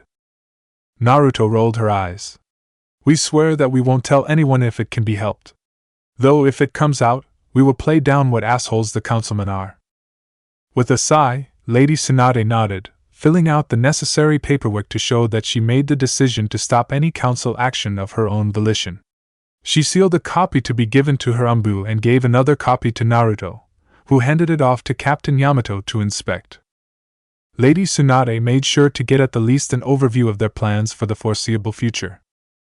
Well, if you're done frowning deep enough to cause more wrinkles you'll have to hide, she smirked at the glare she received. We have some important business to attend to. When Lady Tsunade dismissed them, Naruto and Captain Yamato headed towards the Foundation, Kakashi-sensei heading towards the mission registration tent. Those that Naruto had met the day before, as well as Hiro, Kina, and Sai, stood outside the entrance to the underground city, waiting for them. Although they all had masks on, except for Sai, the minuet shifting of some of their feet, and the tight posture they held showed their anxiety. As they drew near, Sai stepped forward with Haru, who Naruto knew was one of the highest-ranked members. Is it true that we have a new leader? Sai asked. Yes, confirmed Captain Yamato, scanning the crowd before them. We are going to have a formal meeting with the entire Foundation, but there was an issue with the council. The council were letting their fear of Danzo rule them, and were worried that one of you would be his successor. To stop them from killing you all, we found someone they couldn't afford to kill and someone they, or more accurately Old Granny, can trust to lead you. Their fears can be alleviated for now. So, we're not scheduled for death? Ikkyu asked in a practice-neutral voice. No, but there will be some changes to how the Foundation runs. Naruto squared her shoulders, meeting the gaze of each member through the slits in their masks.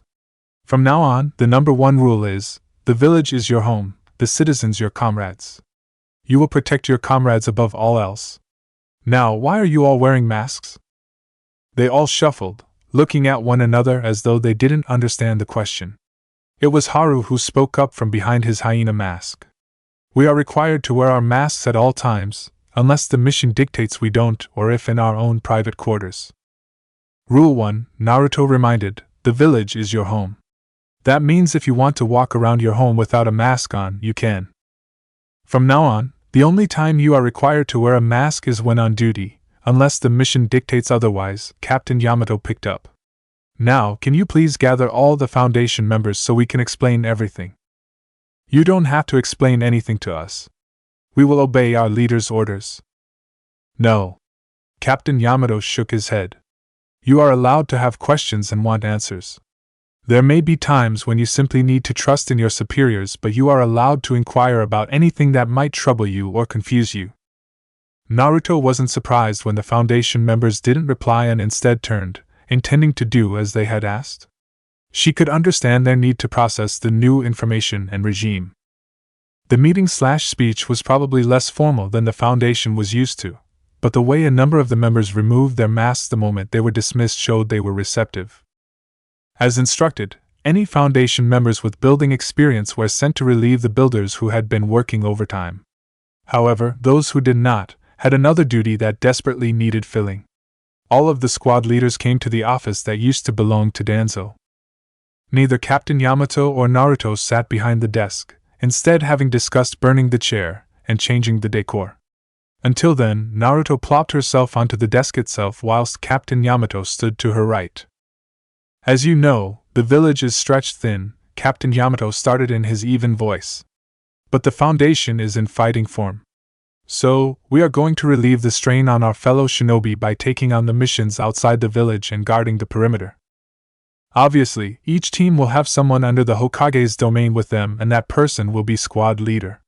You will listen to them, and to the new number 1 rule of the Foundation. Kakashi Hatake is currently at the missions tent, and will send any missions suitable for us. Are there any questions? We don't usually interact with the village, one leader spoke up. Are you sure that the Hokage will be okay with us being the main defense for the village? Good question. What's your name? Naruto watched the man's eyes widen, clearly having not expected the positive response he received. I don't have one yet. That's alright. Take your time finding the right one. As for your question, we've spoken to the Hokage about our plan and she's in agreement as long as there is someone there to help you guys get adjusted. Most of these people will be Ambus, so they have been in similar situations to yourselves. Whilst on these missions, you are to wear your masks, though those who are working on the rebuilding are ordered not to. The shinobi that know of the Foundation might not trust you at first, but with time we can change that. We just have to prove that we are trustworthy. Naruto gave them an encouraging smile before Captain Yamato instructed teams to certain missions that had already been sent their way. Of course, Haru, Ikkyu, Hiro, Sai, and another woman who had yet to choose a name were asked to stay back. With the exception of Sai and Hiro, the 3 were the top-ranked members of the Foundation. It seemed only appropriate that they would be the ones chosen to help Captain Yamato and Naruto to go through the documents that Danzo kept of the Foundations and its members. They made sure to explain that one of the main purposes of sorting the information was to give the members their identities back, at least as much as they could. The member with them who didn't have a name found this exercise most helpful since within 4 hours she had discovered her name was Gina and that Danzo had acquired her after Rogue Ninja had destroyed her village, leaving her as the only surviving member. She had shown skill in evading and stealth, hence she had caught Danzo's eye. Seeing how the woman's face slowly broke out into a smile, something Gina didn't quite understand, helped silence any doubts Naruto had had about their plan. However, it wasn't until the next day that the task bore more fulfilling fruit. Haru had been able to find information on Hiruma like Naruto had asked. She had been tempted to rip straight into it, but her attention had been diverted by Sai, who had called for attention. These documents are troubling. He frowned down at the scrolls he had spread open on a table, allowing Naruto to survey them. They appear to be some genetic experimentation or something. The Uchiha line and the Uzumaki line are 2 that are mentioned. Ikkyu, can you come here, please? Of course. Ikkyu instantly stopped what she was doing, walking over to the 2 Team 7 members, her back straight. I want you to work with Sai to find more information on this genetic thing. It might help you find the information on the Uchiha massacre that I wanted. Ikkyu nodded before turning to read over the scrolls. Sai gave Naruto a small smile before looking closely at her face. You should go eat. We have everything sorted here. If something important comes up, we will send word. With a sigh, Naruto relented, knowing that she did need lunch and she wanted to see Shikamaru. Putting the scroll about Hiruma in her back pocket, she let Captain Yamato know where she was headed before leaving. She sent out her chakra to find Shikamaru, which only took seconds since it always singled in on his presence easily. She was glad that she hadn't read the scroll whilst in the Foundation headquarters, since the only one who stopped her from killing Hiruma was Shikamaru. She had felt the same rage build in her that had taken over her when Hiruma had tried to hurt Yasu. It felt like an uncontrollable inferno threatening to burn everything, including herself. And yet, it was tempered by the feel of a cool presence surrounding her. The new element to his chakra soothing her in a way she didn't think existed. There were, however, some drawbacks from going through with getting the bitch arrested and put on trial. It was late the day after she had outed Hiruma as the monster she was, and the day was not slowing down. Naruto had finished sending Foundation members to find all children of iron and break their seals that prevented them from speaking. It was only an hour from dusk when Lady Tsunade found her, telling her that she was sent to examine Naruto. She wasn't really surprised that people had either found out about the jutsu being used on her or speculated it was from Hiruma's liberal use of it on other females in the orphanage. They went to one of the medical tents since the hospital wasn't fully functional yet. The whole time Lady Tsunade was examining her, Naruto wondered if there was damage, and how bad it was. She knew that she healed quickly thanks to the Ninetales, but when she was younger the seal was stronger and the pain from the jutsu had been indescribable. Naruto had decided long ago that she was going to live her life as though if it did damage her. It stopped her from wondering if she could one day have a family like the ones she saw in the village. There was no use having that hope only to have it ripped from her. When the woman looked up gravely, she knew the answer. "I'm sorry," the older woman whispered, her voice cracking. "It's fine. I figured that there might have been leftover issues." Naruto swallowed thickly, her hands clenched tight enough for her nails to bite into her palm. "How bad?" "There is so much scar tissue that I couldn't even see if the damage extended past your uterus. I know others who have suffered from the jutsu that Inoichi said was used on you. Others suffer abdominal pains at erratic times, and find infrequent bleeding. Have you suffered either of these things?" "The abdominal pain can be excruciating enough to cause vomiting." "No, either of those. I used to throw up blood, but that hasn't happened in years. At most I sometimes get a stabbing feeling in my chest, but that might just be from training too much. When the hospital is fully functional I will examine you more thoroughly. How old were you when the jutsu was used on you?" The genin shrugged. 3, I think. Naruto.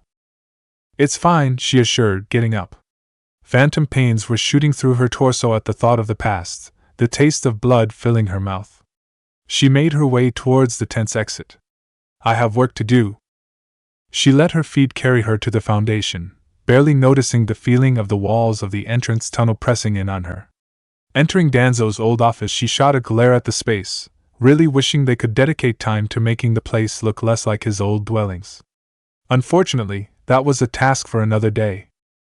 As her breath started coming in short, haggard bursts, Sai knocked on the open door, stepping over the threshold, when Naruto looked at him. "Are you all right?" Sai asked with a frown. "Yeah, just tell me why you came here. I could use the distraction."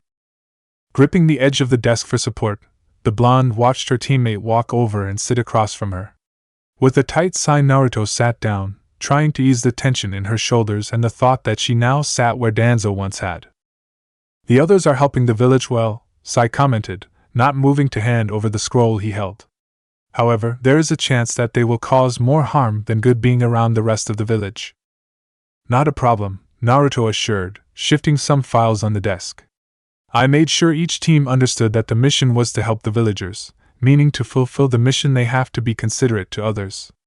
I also made sure they were paired with someone Kakashi-sensei, or Captain Yamato know well, so they're going to help them. And in the meantime, the Foundation members learn to work with the village, and it makes them look good." Sai actually sounded impressed before his face pinched, looking down at the scroll clasped in his hand. "Exactly. But that's not why you're here." "No. Ikkyu and I found information on the genetic research that Danzo was doing." Sai handed over the scroll, sitting silently as Naruto looked over it. She blinked, wondering if she was reading the information wrong. It was highly comprehensive, but that did little to quell the nauseous feeling building in her stomach. A part of her wouldn't believe a word of it, even as she read the document over and over again. Not of the first time in the last few weeks she felt as though she couldn't breathe. The breaths that had always came with a sharp sting hurt even more. "Naruto!" Sai yelped in alarm. "Take me to this lab." "Are you sure?" Nodding, Naruto stood, letting Sai lead her through the labyrinth that was the Foundation's headquarters. The large laboratory that they walked into was cold, causing a shiver to run through both Team 7 members. Pillars of glass reached high into the ceiling, metal, wires, and cords connected at both ends of the cylinders. Many of them were dull, or even cracked, the liquid within having turned murky green if it hadn't spilt onto the floor. There was a pungent, mossy smell, mixed with chemicals. There were a number of pillars still lit with light, something in the substance within floating peacefully. "Are they all dead?"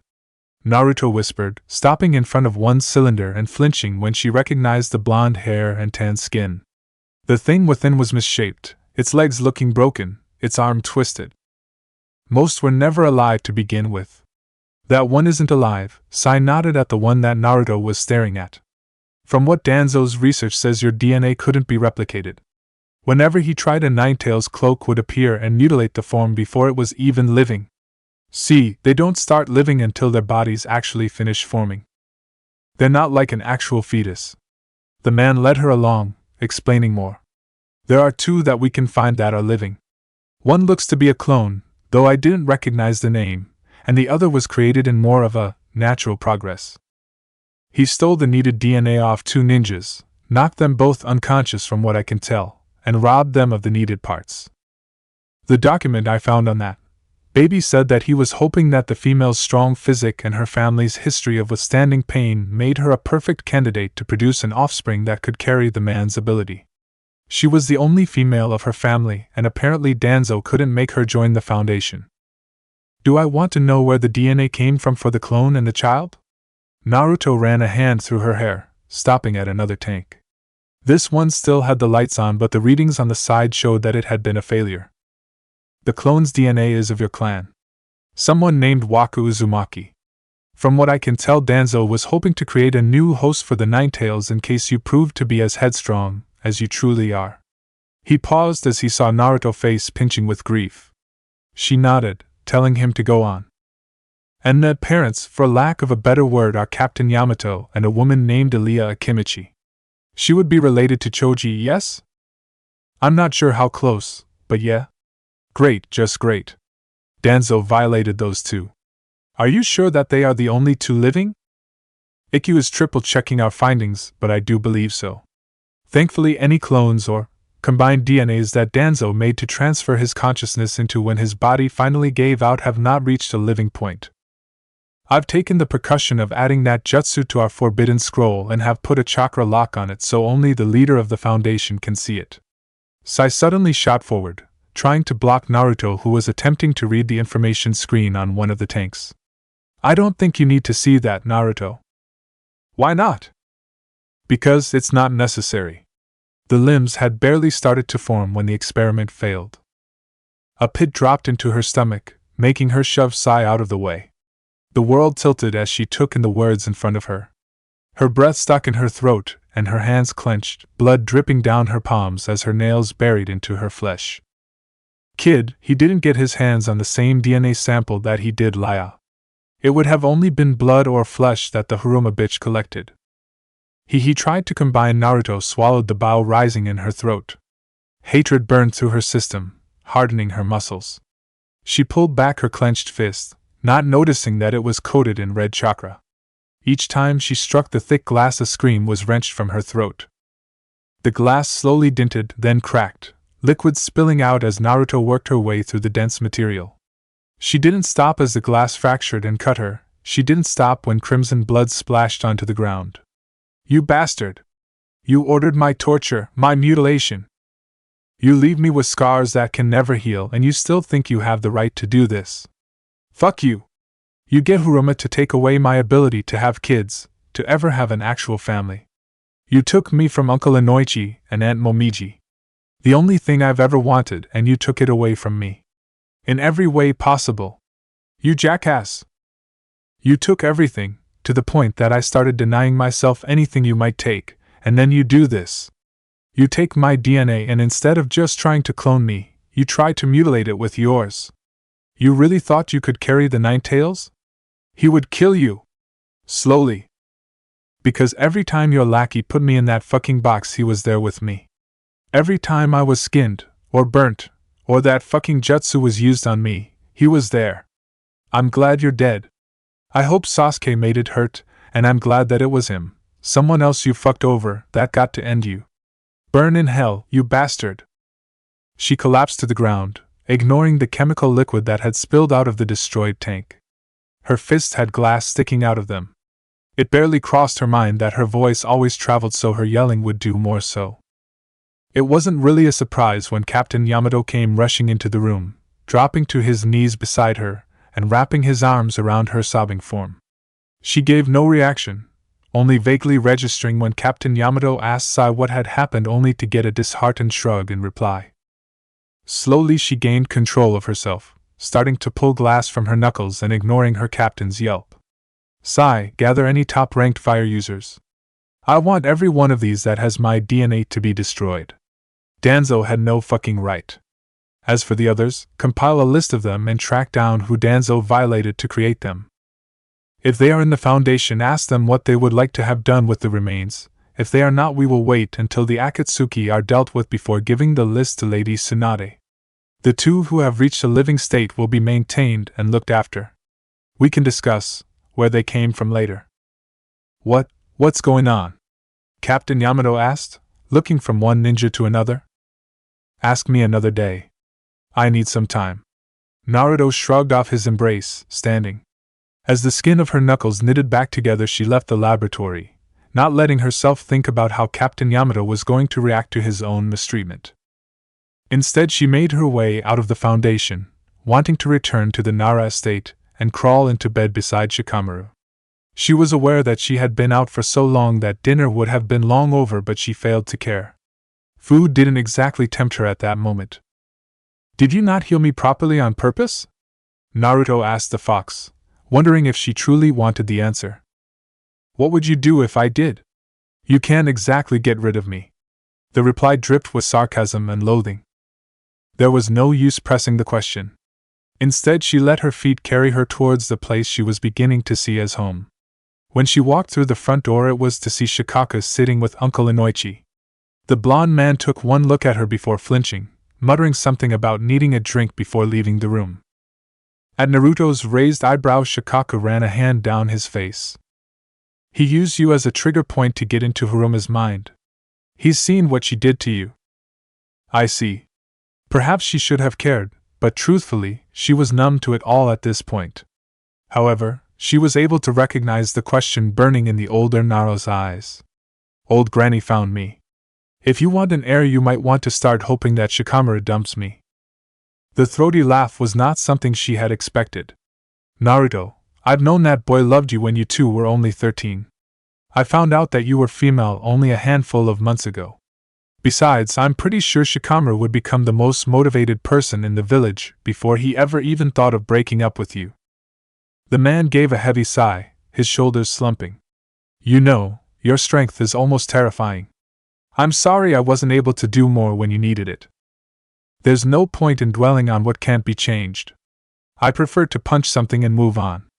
Naruto gave him a small smile, showing that she was partly kidding. Can you not tell Shikamaru about what I found out? I know if we stay together he'll eventually need to know, but at the moment I want to come to terms with it myself. The thought that Haruma has been able to scar me, forever control a part of my life, it's not easy. Even if I knew, it was always a high possibility. You know, Yoshino had the same thing happen to her, and she still had Shikamaru. Maybe when you're older you'll be as lucky as we were. She was hit once. I wasn't. Turning, she left the room, not even caring if Shikaku realized that her and Ino's room was in the other direction. All the children of Iron were counting down to the trial, though many had chosen different ways to deal with their dread at seeing Haruma again, and having to relive what they had gone through. Many were retreating from society, only really speaking with fellow children of Iron. Others were doing everything they could to ensure that the village had more than enough information to put Haruma away. Naruto had taken to spending time with her friends. Although she could tell they all had questions, she was thankful that they kept them to themselves. She was also glad that Shikamaru didn't fight her about him not going to the trial. He had sat with her until Enko, Dai and his family, as well as Varrick, came and got her, and although he stayed in contact with her until the last second, he still let her go without an argument.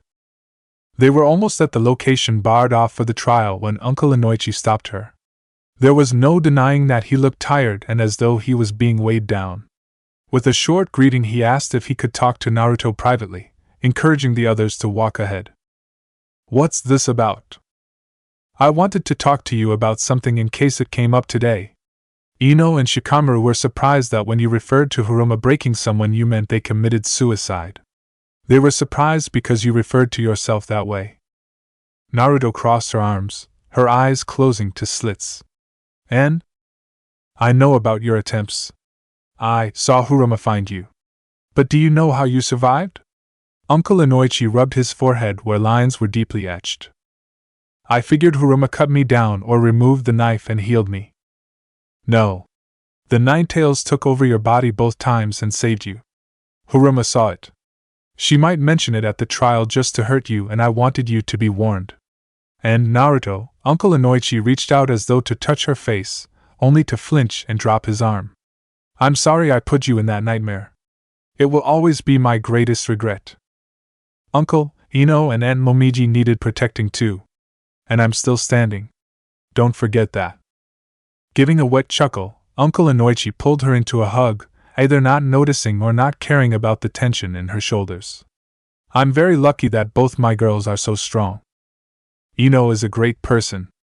I'm glad you chose to keep her safe. She has an innocence that is heartening to be around. If you had kept me, we might have grown to hate each other, so if nothing else, remember that your decision allows me to have a great friend. Besides, Shikamaru and I might not have ended up together if he thought I was a Yamanaka.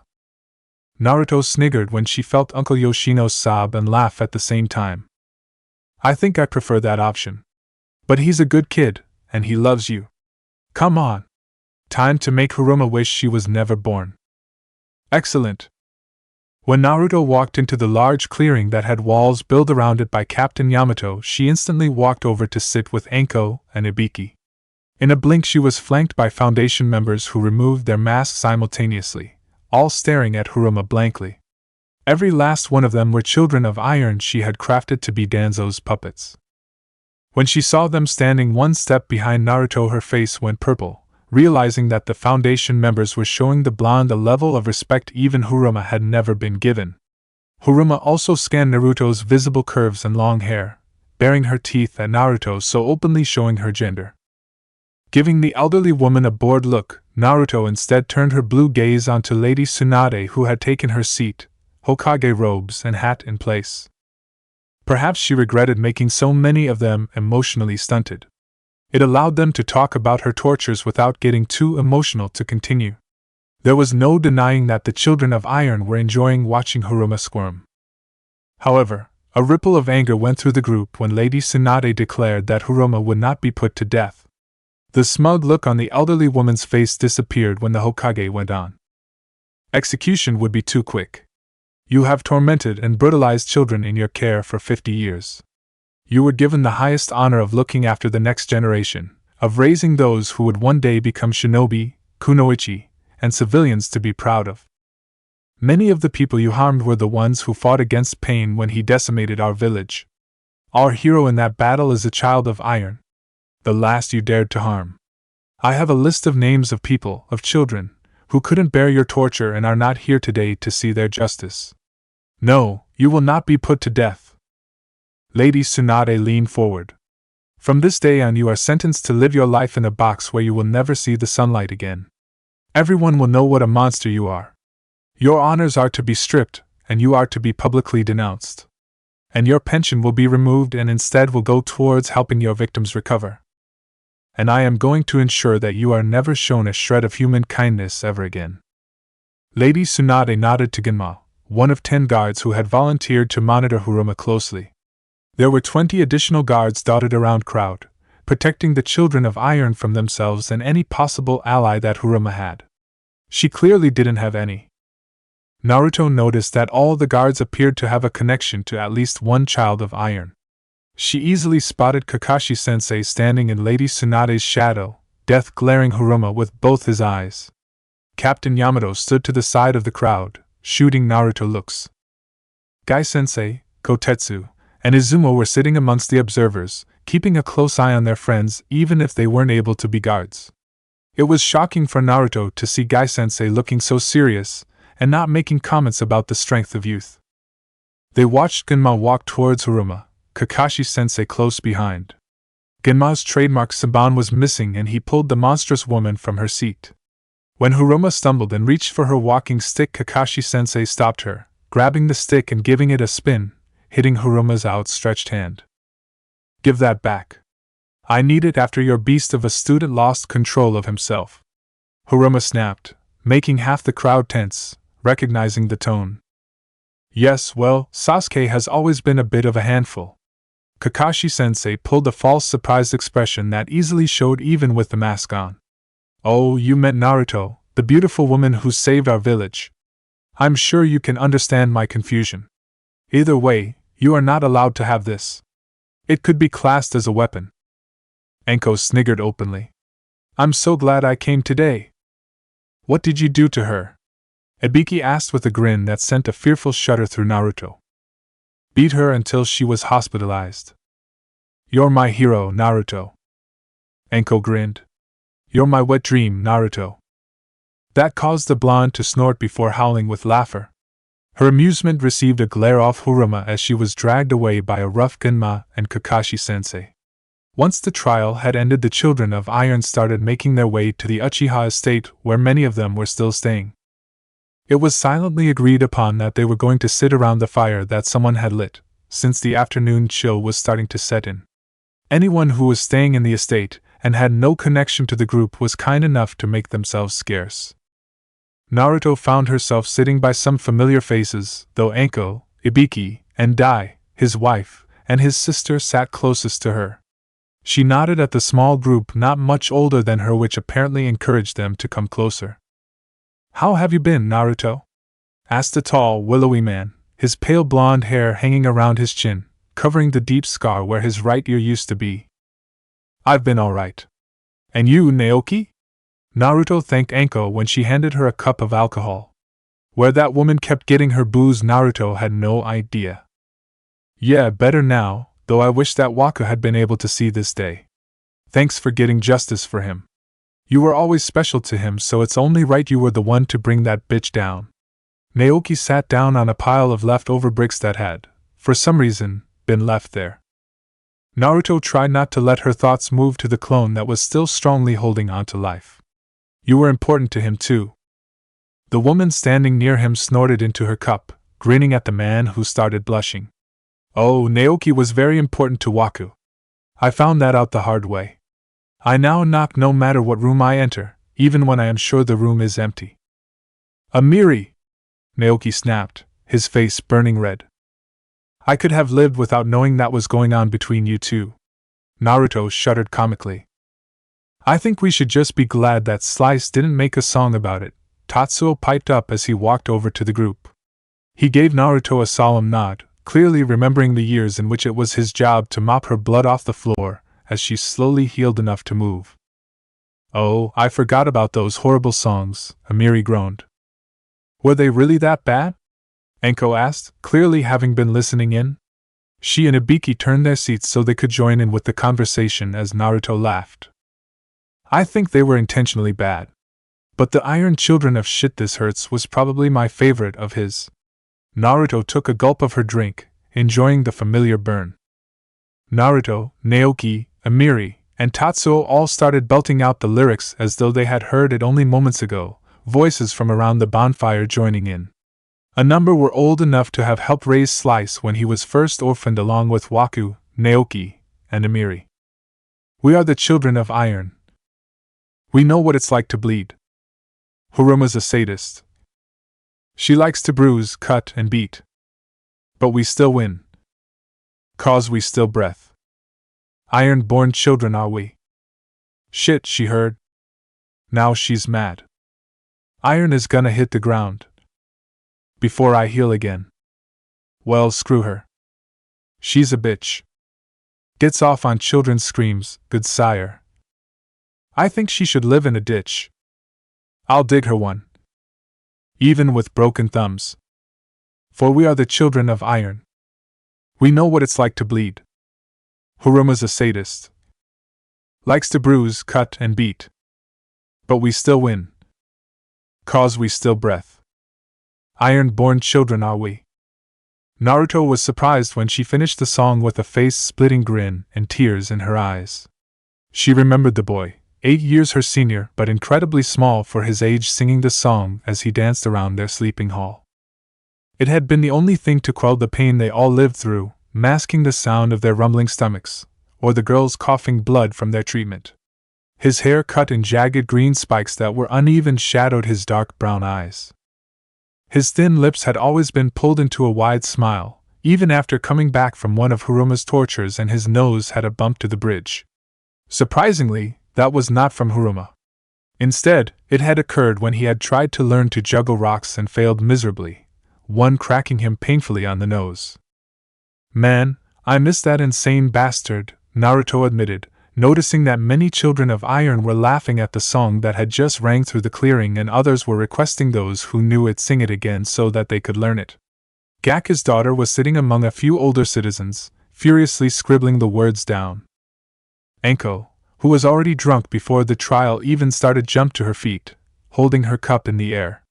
"May Haruma live a long, long life, and may we all one day see her old, bloated carcass be dumped to the scavengers. Until then, I never want to see the bitch." A round of cheer rippled through the crowd. Naruto couldn't agree more. She never wanted to lay eyes on Haruma again. Unlike the rest of the children of iron, Naruto had had to see Haruma practically every day of her life. It hadn't been until Naruto graduated as a genin that she had grown the confidence to play loud music, not dart past Haruma's apartment as quickly as possible, or wait until she knew Haruma was out before returning home. When she had seen the woman's face at the presence of Shikamaru and her friends leaving her apartment, she had felt a jolt, realizing she might have weaknesses, but Haruma couldn't touch them. They were all powerful shinobi, and she was frail from age and Naruto's fury. Any thoughts of Haruma were pushed from her mind when Yasu came running up to her. Naruto easily scooped the little girl into her arms, hugging her close. "Is she gone?" "Yep. She'll never hurt you, sweetheart." Naruto tugged one of the girl's brown curls gently. "Did they tell you, and Naruto?" Yasu asked gleefully. The blonde looked around for answers, noticing Dai and his wife Fumiko smiling widely. "What have I missed?" "I have a mom and dad," Yasu practically shouted with excitement. Staring between Yasu and the older couple, her face broke out in a large smile. Holding the young girl closer, Naruto spun her with a cheer. "I'm so happy for you, baby girl." She was glad when Yasu chose to sit on her lap instead of her new mom or dad's. Naruto had tried to keep a distance so that the village never harmed her to get to the blonde. She missed being able to spend time with the little girl. She still found it hard to believe that the tiny, squirming baby that she used to look after had turned into a 10-year-old with a crooked smile and the desire to become a ninja like Naruto. It was a few hours later when she felt Shikamaru's chakra drawing closer. The moment he was close enough, she pulled him in for a kiss, trying not to laugh at Yasu's disgust. By then many of them were drunk and had degraded to a level of silliness that only long-needed relief and alcohol could create. "One great thing that came from today is that Haruma had to see that she's became an old hag, but I still have a tight ass," Eri exclaimed loudly, slapping said body part. Naruto laughed loudly at the boastful woman, letting Yasu slide off her lap in favor of finding food. Before she had time to miss having the young girl with her, Shikamaru had pulled her up, claiming her seat before yanking her onto his knee. He chuckled at her light squeal before kissing behind her ear. She ignored the green tinge Irika-sensei's face took on at the intimate interaction. Anko, however, gave a wolf whistle, making Naruto's cheeks pink. "Please tell me you two sucked face in front of Haruma at least once?" "Damn, definitely should have done that," the blonde lamented comically. "If it helped, she saw me leaving your apartment the morning after I helped you clean, and she absolutely got the wrong idea." Shikamaru grinned when Naruto looked over her shoulder in surprise. "Apparently, my messy clothing and hair meant only one thing." Temari thought the same thing too. "Come on, hot stuff, don't leave it at that," Anko cackled. "I honestly thought she was going to have a stroke from rage." "Oh, that's not what I meant." The woman grinned wickedly. "When you say cleaning, you mean..." The rest of her words were muffled under Irika-sensei's hand. "Keep it up and I might have to take your tongue." "Kinky," she exclaimed when the hand was removed from her mouth. "She's very drunk," Ibiki stated, offering Shikamaru and Irika-sensei a drink. "Yes, that is very clear." Irika-sensei chuckled, sitting down next to Naruto and putting a hand on her shoulder. "How are you doing, kid?" "Great. I feel like a weight has been lifted." Naruto laughed, dropping her head back on Shikamaru's shoulder. I never thought I'd be free of that woman. I never thought I'd be brave enough to stand up to her and say what she did. Always thought you had more courage than you gave yourself credit for, Shikamaru muttered, his lips brushing her cheek as he spoke. He kissed her cheek, then the corner of her jaw, and lastly her neck, making her shudder.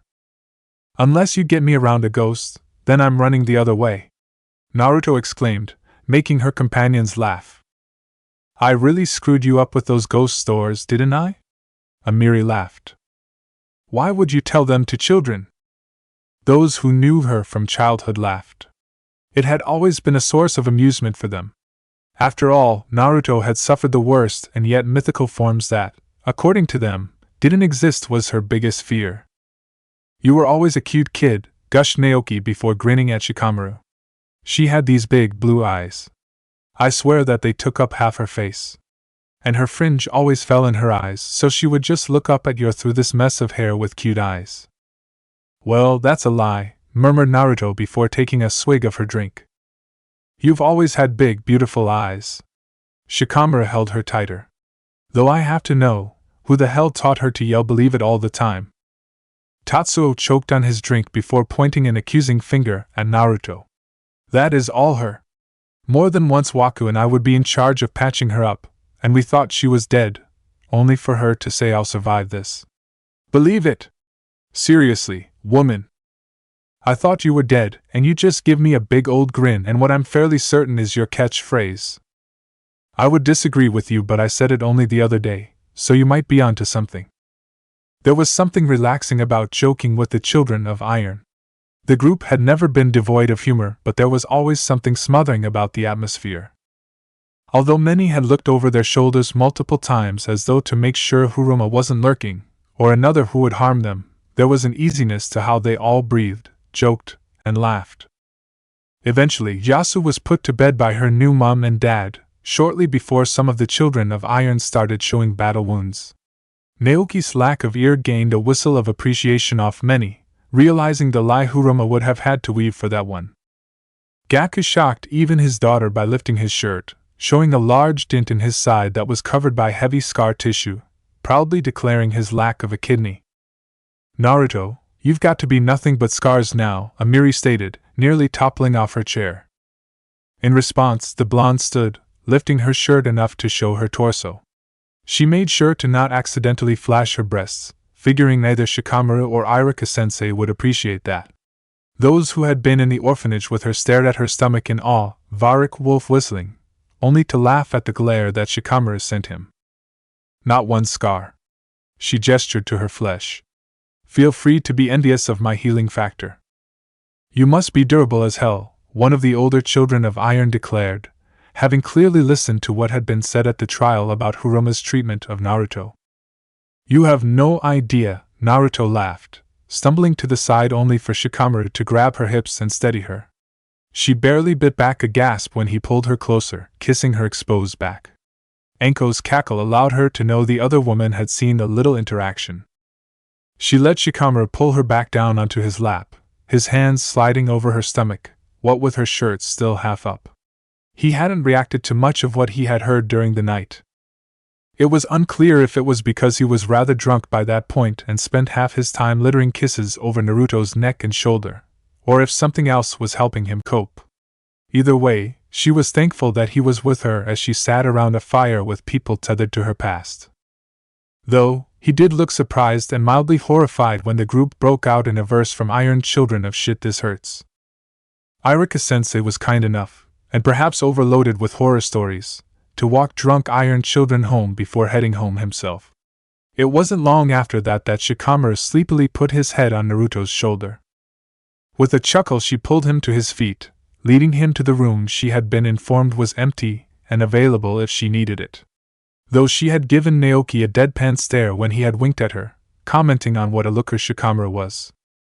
When they had entered the bedroom, Naruto turned to Shikamaru, pulling him flush against her and kissing him deeply. She barely noticed when they stumbled, the man's back crashing against the wall. Shikamaru just grinned into the kiss. Eventually she pulled back, putting her forehead against Shikamaru's shoulder, breathing heavily. Don't take this as a complaint, because I am definitely not complaining, but what did I do to earn that kiss? He gave a breathless laugh. And how can I do it again? Naruto chuckled, kissing his shoulder and moving up to his neck. She enjoyed the way he tilted his head back, giving her free rein. When she nipped at the flesh, Shikamaru grunted, grabbing her shoulders to hold her at arm's length. You're being very mischievous. The sharp smile that he gave her twisted her insides in an oddly enjoyable way. And you haven't answered my question. You've supported me during all of this, haven't looked at me with anything but love even after everything you've heard, and you've given me a place where I can be safe. On top of everything I cherish about you, how you've been this last week has meant everything to me. She ran her hands up his chest, enjoying the way his muscles shifted under his shirt. Whilst leaning into him, she wondered how long it would take him to realize why she always did that. Slowly, lazily, she kissed him, letting the smell of alcohol on both their breaths hold her back. Apparently, Shikamaru didn't agree with this. With a grunt, he buried one hand in her long hair, the other pressing on her lower back.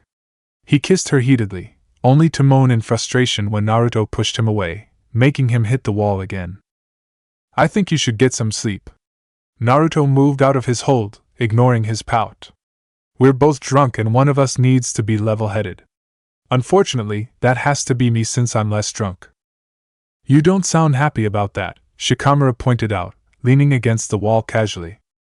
When you wake up tomorrow with no memory of this, I will be. He shrugged, probably deciding not to question it. He stumbled over to the bed, trying and failing to pull off his shirt. Every time, she chuckled, moving over and helping him out of the fabric, letting her eyes rake over his exposed chest. Part of her was thankful that Shikamaru had modesty, unlike her, because the thought of anyone being able to leer at him made something territorial to boil inside her. Are you coming to bed? Shikamaru asked, his hand gently running over her side, causing shivers to run through her body. I think it's smarter if I keep drinking with the others. She leaned forward, giving him one lingering kiss before leaving, joining a drunk Anko and Ibiki just as they all started a Never Have I Ever Child of Iron edition drinking game. In the morning, when she had gone to wish Shikamaru a good birthday, she was thankful she had shown restraint the night before. Although she didn't ask, she could tell that he didn't remember much of the night before. However, he did appear to enjoy his birthday, even if he spent most of it peppering kisses over her shoulder as they sat around chatting with their friends. There was also one spot on her neck that he really needed to stay away from, and yet his lips seemed to instinctively find it. Those they had grown up with had adjusted to Shikamaru and Naruto dating well. She had noticed that most of them weren't surprised, although Niji had admitted that they had all been unsure if she returned Shikamaru's feelings. Though, just because they had all hoped that the two would finally move past their intensely close friendship, some had had to adjust to seeing the Nara brushing Naruto's hair to the side so that he could whisper in her ear, always pulling her close, or giving her a rare smile. One that was unlike his other scarce smiles. She could understand it.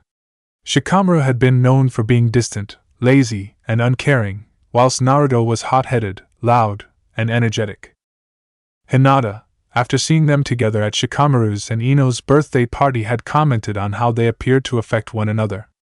Naruto was calmer when in contact with Shikamaru, whilst the male was more open, and even somewhat protective of the woman. Shikamaru was always the one to reach with soft touches and softer words, no matter who was around. Hinata had laughed at that realization, noting that out of the entire group Naruto was the most powerful and did not need protection. Naruto had leant into Shikamaru, muttering to him that she liked the idea of him protecting her, even if she was the least likely to need it. Unfortunately for Naruto, she had to face Haruma before she became, as Anko had put it, a bloated corpse. If she hadn't tempered her rage beforehand, the old woman may have stopped breathing by the time Naruto left. Shikamaru's horrified words still rang through her head from the day before, motivating her actions. When two masked Foundation members appeared in front of Haruma's cell, she had jumped, flinching when she accidentally pressed down on her pained leg. Hobbling towards the bars, she grinned sadistically. She took in their dark outfits, a short sword strapped to the larger member's side. The smaller one had minimal weaponry, showing their higher status. Weapons were just accessories for someone of their strength. I knew it wouldn't be too long before you came. Though that monster shouldn't have been able to get his hands on my scrolls to begin with. I thought Danzo trained you better. When the two didn't move, she waved her hand impatiently at the cell door. Well, get me out. Do as you're ordered. What makes you think we're here to let you out?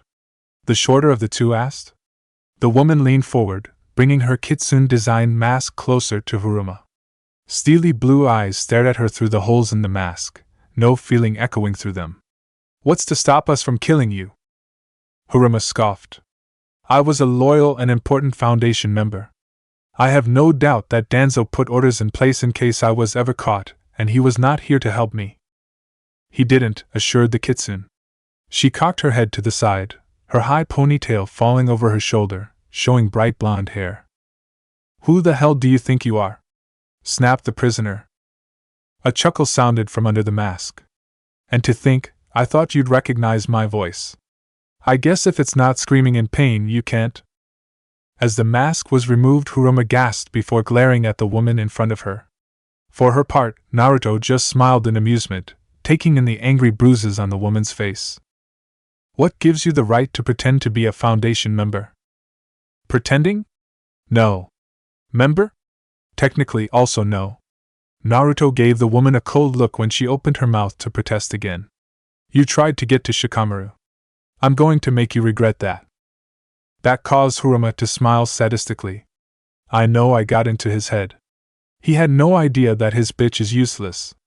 But I suppose he can still use you as his whore. That would be very devastatingly insulting, Naruto started in a bored voice, if Shikamaru wasn't ridiculously good-looking and a fantastic kisser. Honestly, I'm more than happy to be his whore, as you put it, if I get to see him without a shirt. I'm glad I made you infertile, you little slut, Haruma hissed, pressing herself into the bars. Naruto shrugged. I still get companionship. You, however, don't. You're not even going to be able to taunt your guards anymore. See the man next to me? He's hard to miss. The blonde cast a look at the mountain of a man on her right, standing unmoving with his bull mask in place. He is your new guard. You can say whatever you want to him. He can't hear you. I decided to take your imprisonment into my own hands. So, that means a deaf guard that you will only see when he gives you your 3 meals a day, bland gruel for sustenance, and isolation. Don't worry, I've been assured that although the gruel tastes like a sweaty foot left to marinate, it is nutritious. As for the isolation, as we speak 3 Foundation members are creating a new tunnel 5 meters below us. You will be the only prisoner there. You can scream your lungs out and no one will know, especially not Bull here. She leant down again, grasping a cell bar in each hand. I want you to remember something. The man who encouraged your bloodlust, the man you thought cared about you, is dead. His seat, his office, his title, they are all mine now. His subordinates are mine now. He is dust, you are the monster, and I'm a hero of the village. And I share a bed with one of the strongest, wisest shinobis who ever lived. Straightening up, Naruto put her mask back on, strolling out of the corridor with Bull at her heels.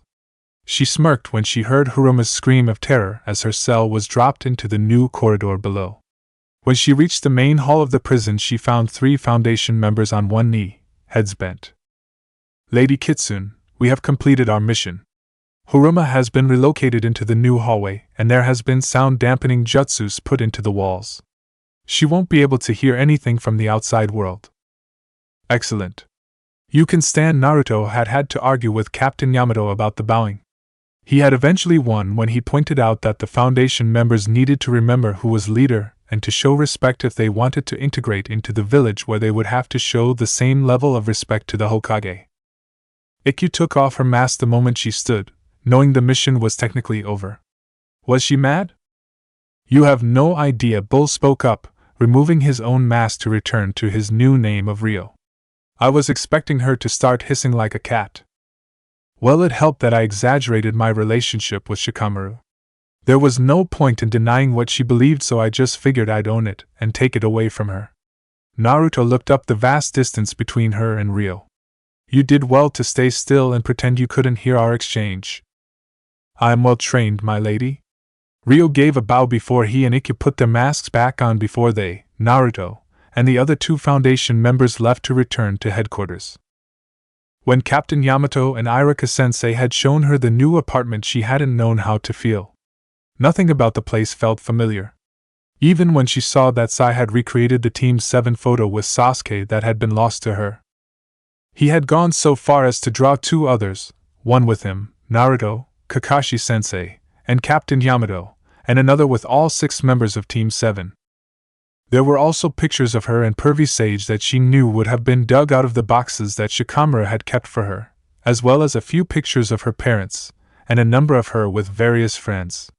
On her bedside table sat a small painting of Naruto and Shikamaru that Sai had obviously captured from some memory.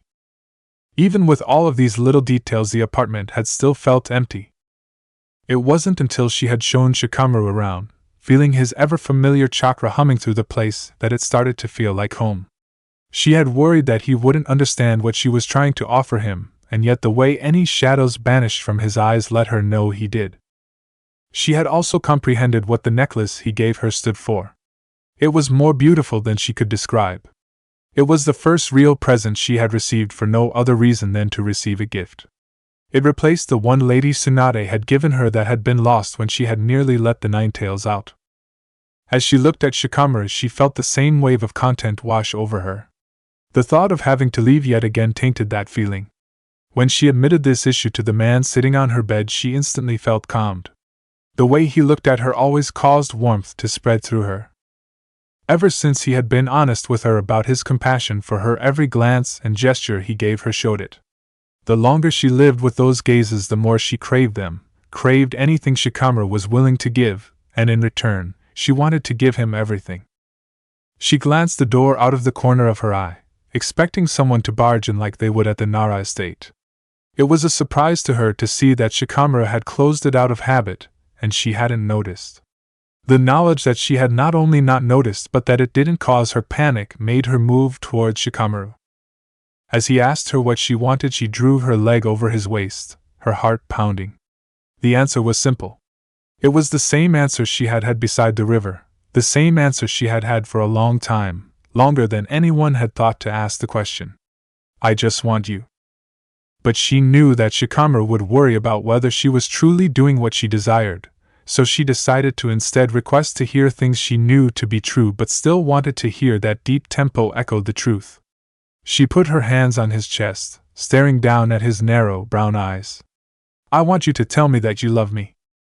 Shikamaru's smile sent warmth through every inch of her. Happily. I love you, Naruto. Her breath came shorter. Tell me that when you touch me you're only thinking about me, no one else. She shivered at the way his hands moved up her waist, the hem of her dress brushing her upper thighs. You're always the only one I think about. Whether I'm touching you or not. Those words made electricity run through every limb. Shikamaru's touch became scorching hot, and yet she didn't flinch from it. Instead, she craved more of it. She wanted that feeling to consume every inch of her. Leaning down until their chests pressed against each other, she gave him a slow, restrained kiss. The door was closed. She had no idea if the front door was locked, and yet she didn't bother to spare those thoughts a moment, let alone worry about those facts. Naruto focused her sensory chakra in on Shikamaru's chakra. It rushed through her, that new twist to his presence causing the muscles between her abdomen and thighs tense and relax over again. Gripping the man's shoulders, she pulled back enough to whisper to him. Do you want me? Even after everything you found out about me? One word, that was enough for her. Always. She stopped holding herself back when she claimed his lips. Shikamaru running his hands up and down her legs wasn't enough. When she tugged at his shirt, the man moved to allow her to pull it over his head. She gave herself only a moment to sweep her gaze over his toned torso before moving in to kiss him again.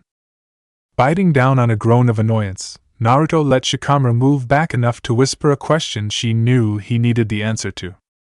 Naruto, if this is like last time. It's not, she cut in gently. It really wasn't like last time. She didn't feel a desperate need to leave a mark on Shikamaru. On the contrary, she felt an overwhelming desire for Shikamaru to sear his mark into her. To claim her as his, and only his. She shuddered pleasantly when she felt his cold fingers undoing the zipper of her dress. She had often joked that modesty was not one of her virtues, and it really wasn't. 2 of her teammates had seen her without a stitch of clothing on. She had spent almost 6 months of her travels with Pervy Sage naked or in swimwear with 2 people she had only just met, and her friends had all seen her in various states of undress without her caring at all. And yet, as she lost articles of clothing, for the first time she felt a vulnerability from her nudity. She had no desire to cover herself, though. In their new apartment, with Shikamaru whispering her name into her skin as he nipped at her collarbone, she found herself enjoying her vulnerability. When Shikamaru was looming over her, she was yet again reminded that he had the power to destroy her so easily. Unlike last time, though, she wasn't afraid of that fact. The way he looked at her, the way he always reached out for her, the taste of his chakra, all of these things showed she had just as much control over him, and he embraced that fact, reveled in it. It was this that encouraged her to bury her fingers in his hair, pulling him down to kiss him feverishly. The mix between a groan of surprise and a moan that Shikamaru gave when she bit his neck made her chuckle between breathless pants. No new furniture, no photos, not even an exact replica of her old apartment could have made the place feel like home. Because her home had changed. Although she hadn't admitted it, she had started to refer to the Nara main house as her home in her mind. Now, though, she realized it wasn't the walls, the smell, or the location that had made it become home to her. There was only one thing that made a place feel like home, and that one thing was Shikamaru. He might have been her destruction if he wanted to, but he was also her safety, and her happiness. And although she had to leave to be able to one day fight those targeting her and the Ninetales, she didn't care, as long as she could return to Shikamaru's side. She was dragging out the hour before she had to leave. She made sure her shower was short, and that she returned Shikamaru's shirt that she had thrown on in the middle of the night. As she had walked into the lounge room, her damp hair plaited and falling over one shoulder, she found Shikamaru assessing his neck in a mirror on the wall. Biting back a laugh, Naruto walked up behind him, wrapping her arms around his waist, burying her face in his back. "You left a mark," Shikamaru muttered in a grumbled voice. He turned when Naruto sniggered into the fabric of his shirt.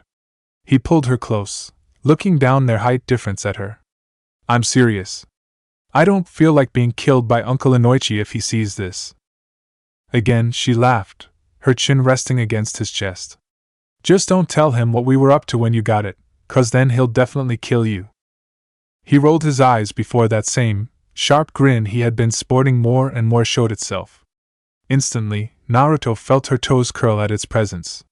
As worth it, and enjoyable it was, why did you have to leave a mark? Didn't plan it. Or maybe it's so you wouldn't forget that I care about you, kinda like your letters. Naruto rose up on her tiptoes, kissing and nipping at the dark spot on the side of Shikamaru's neck, nearing him grunt, his hold on her waist tightening. "My letters say that I love you. Is that what your little bite means?"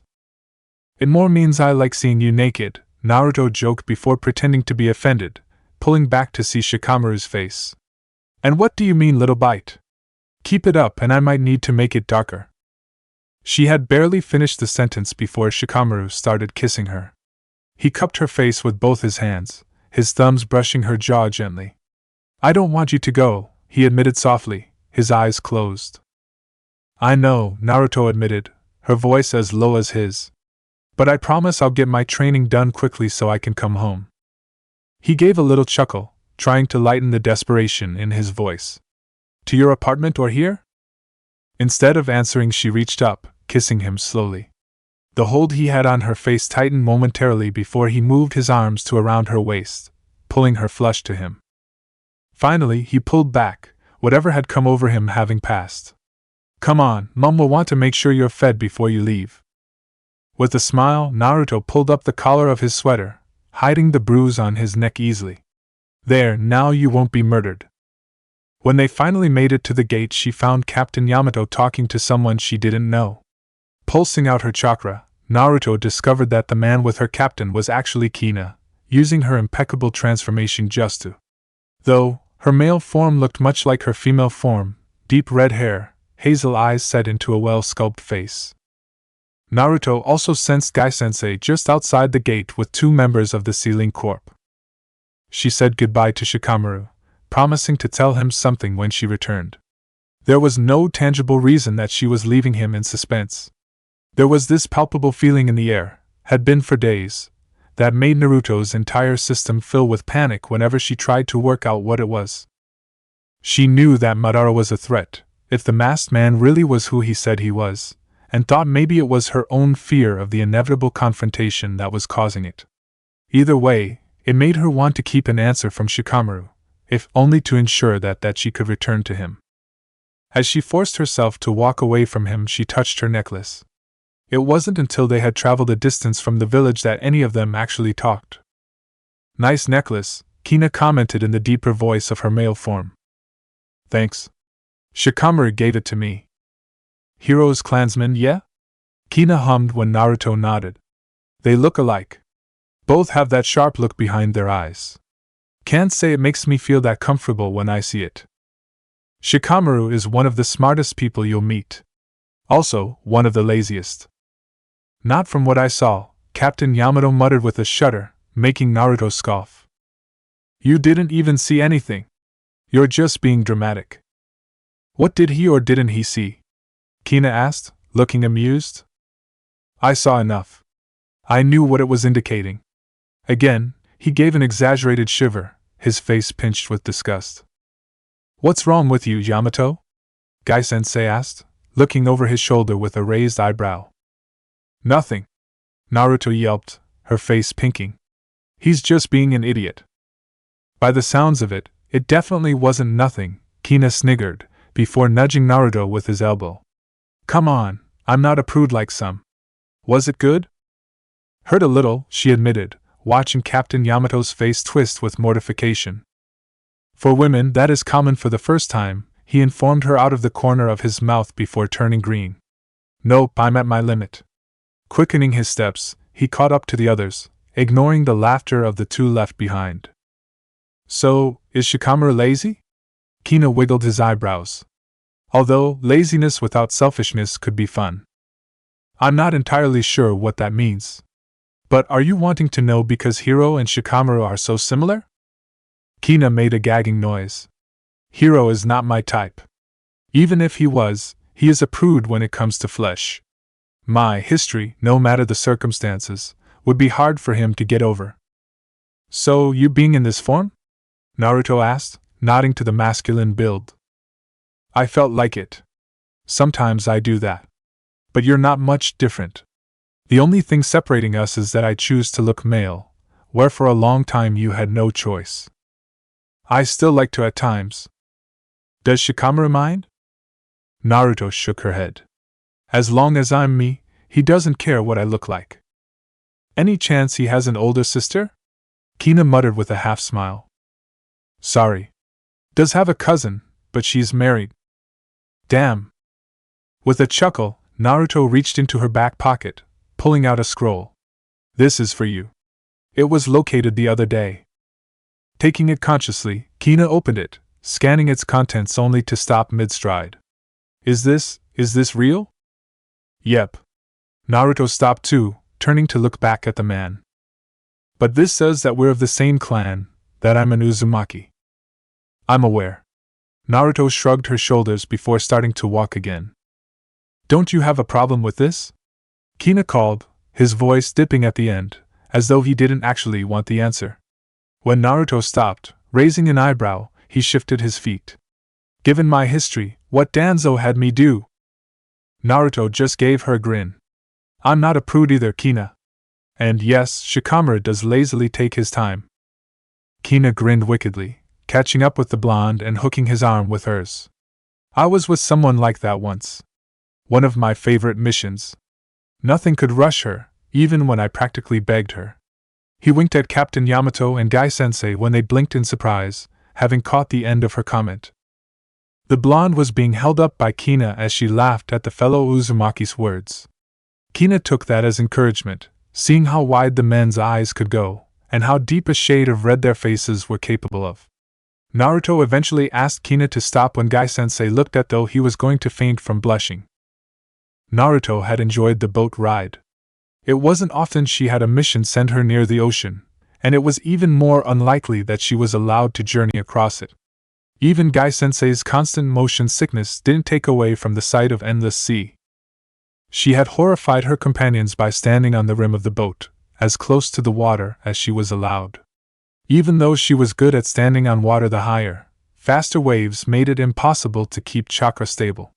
Naruto did funnel chakra into her feet to stick to the boat, but only at the insistence of the others. Fingering her necklace, she scanned the endless blue, taking deep breaths, letting the salty air fill her lungs. She shifted so that she was sitting cross-legged on the corner at the front of the boat. Her sage training allowed her to have balance. Even Kina hovering behind her didn't make her feel constricted. It had taken some time to get used to having a shadow. "Are you still looking for an octopus?"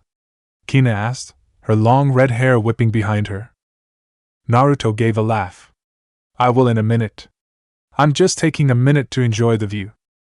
"Ah, yes, because this endless water with some fog is much more watery than yesterday's view." Kina came to stand next to the blonde, back in her female form. "I must ask. Did you bring me along as a replacement if the Ninetales gets out?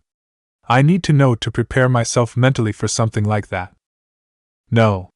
I brought you along because you're good at studying people, so you are more likely to notice if I'm losing control than others. And the seal I've made to replace this one if something happened is an Uzumaki seal. It'll be stronger if you help to fuel it. I would never ask you to take on this burden." Kina was quiet as she thought over what she had been told. "You know, you could order me to be the new host if needed. It's within your right." "Yeah, I'm not doing that." Naruto stood up, stretching. "Well, I'd better get back to looking for that octopus." She grinned, scanning the waters eagerly. She knew that it was on an island, so looked out eagerly for any sign of land that would ruin the otherwise beautiful landscape. It was 2 hours before she saw the paradise that was mostly giant spikes, and with large creatures. She had happily put that first impression aside when she had seen enormous tentacles rising out of the water, only for it to attack her and Captain Yamato to say something about a squid. It was hard to count the tentacles when they kept moving, but when a rapping creature appeared with 8 tentacles she had cheered, instantly dubbing him Octopops. The human form of the octopus was weird. He wore shades and spouted rhymes that made no sense to her. It only took one pulse of her chakra to realize what she was facing. His chakra met hers with a threatening hum to it. She was entering his territory, and she was to know that. That was the same way her chakra had reacted when Gaara had entered the leaf. She was looking at a fellow Jinchuriki. She didn't mention to anyone that she recognized him instantly. Instead, she played dumb, something she had always used to her advantage. This worked for her later on when she had asked Killer Bee to train her. He had said no, that he was on vacation. That had caused her pause, though having to rap with him caused more of a pause. She was obviously bad at it, because he turned down her request. Before he could close his door, Naruto put her hand on it, forcing it to stay open. "You have a brother who obviously cares about you. Imagine what it would be like to risk hurting him every day, knowing that you can't fight without putting everyone you care about in danger. You're a Jinchuriki, so I know that all connections you have were hard-earned. So I'm asking you, can you help me so I can return to those I care about?" The large man considered her slowly. "No." Before Naruto could stop him, Killer Bee snapped the door closed. Slamming her fist against the wood in anger, she went looking for the man who seemed to know about Killer Bee's training. That was when she had discovered that Captain Yamato was a stalker. She just rolled her eyes at him, letting him follow her to a secluded pond with waterfall. Following instructions, she sat down on the small island in the middle of the pond, trying to clear her mind. After a few minutes she heard laughter. "You almost seem peaceful there. But we both know you're not." Opening her eyes, she saw herself stepping out from under the heavy stream of water. Even though the thing had her face, its eyes were different, and it had no chakra coming from it. "What the hell are you?" "I'm you. I just don't pretend to not hate, and not feel rage." The other her grinned. "Those idiots asking us for our autograph. Where were those admirers when we needed them? Where were they when grown adults broke into our apartment? They didn't know me then. And who do you think you are, pretending to be me? She snapped, narrowing her eyes at the woman before you. I'm not pretending. I am you, the you that you try to deny. The one who hates the village. I don't hate the village, Naruto snapped, jumping to her feet. When the other her simply gave her an amused look, she went on. How can I hate the village when that's where Shikamaru and my friends live? And the others, the ones who beat you, left you starving, made it so that every noise you heard in your apartment made you jump? What about them? The other her smiled darkly at her. Or are you still pretending that it's not hard to breathe at times? That suffocating, sharp pain is nothing? I'm done talking to you. Naruto created a raisin gun. The next thing she knew, she was being blasted out of that other world. She's a bitch, she muttered as Captain Yamato asked her what happened. She had answered only vaguely. Finding out that the other woman was her other self made her wish to stay silent. The idea that someone so full of hate and rage was a part of her didn't sit well in her mind. She knew that she was capable of anger and even violence, but she had spent a long time making herself into a calmer, more caring person, someone who didn't raise her fists in anger but to protect others, even if it meant from themselves. Seeing the other her, the one that was apparently still a part of her, caused an uneasiness in her stomach. How could she have that thing inside her and still have the respect of the village? Still have the love of someone like Shikamaru? The only time he had shown violence had been in defense of others. After pacing the length of her room, Naruto huffed in frustration. Don't like what you see when you look in the mirror, kid? The rough voice inside her head stopped her steps. Rolling her eyes, she thought back, you haven't called me kid since I was a kid. Well, you didn't stay a kid for too long. I guess I'm just nostalgic today. You mean that you're getting amusement out of me having to deal with that other me? The one that you would prefer? She definitely has more fire than you. I'm done talking to you, she hissed before stomping out of her room to find Moto. He looked somewhat surprised to see her, but he didn't comment, and instead seemed to ponder to Naruto's question. How do you think Octopops got past that fountain? After a moment, Moto closed his door, gesturing to Naruto to follow him down the hallway. He was silent for long enough that Naruto wondered if he was actually going to answer her. Finally, he sighed heavily. I'm sure you have more of an insight into the pains of a Jinchuriki than I can ever have. Lord B was no exception. And sadly, I helped that reality. When he became the host of the Eight Tales, I feared him, and a part of me was disgusted at the thought of who he had become. It is a reality I am ashamed of, but that I will not deny. Naruto nodded in contemplation. That's big of you. You could choose to deny it, and many would probably allow it, and yet you don't. Do those of your village deny what they have done to you? Moto looked over at her with softened eyes as they walked out of the building and into the surrounding forest. Some openly admit it, with glee, or matter-of-factly, others avoid the topic. Is that better? The avoidance? No. Moto didn't press for an elaboration. Instead, he sighed, his eyes clearly not focusing on what was around them. Master B chose to be someone who didn't care. He would sprout his rhymes and appear as though he didn't care about how people reacted or even when people threw things at him. It is highly possible that he was just hid how all this affected him. Although Master B is a strong man, I can't believe anyone being strong enough to ignore an entire village mistreating him. Perhaps he is just a kind, calm man, and that attribute showed through no matter how much the village tried to change that. What about someone whose nature is more violent? Is that what you are worried about? Moto asked, facing forward but letting his eyes slide towards her. Naruto took a moment to think about her wording, something she had learned to do whilst at the Nara estate. Although none of them minded when she ran her mouth, she had learned the benefit of thinking through her words at times. Octopops ignored the village's behavior, but I didn't. I let myself hate them. And at times, I let that hate take over to show cruelty. That aspect of myself, I've tried to hide it. Tried to be kind and caring, but the true me is always there. And that is what is stopping me from getting through the fountain. Is that cruelty really the true you? Moto asked calmly, moving a tree branch to the side as they walked. The ones who came with you here, all of them respect you. All of them care about you. And if they knew about that part of me, they would still look at you as a hero. It doesn't take a genius to see that you didn't earn their respect by being the strongest. You may be strong, but strength alone does not win admiration. In the short time you've been here, I've seen how you are with the others. You are gentle and considerate. Well, yeah, otherwise I'm just a cold-hearted bitch. The man chuckled. Do you think my distrust of Master B disappeared within a day? Of course not.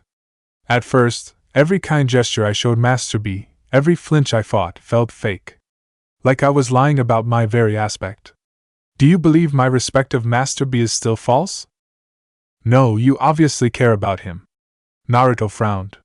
Part of her knew what he was getting at, but at the same time, she couldn't form the thought.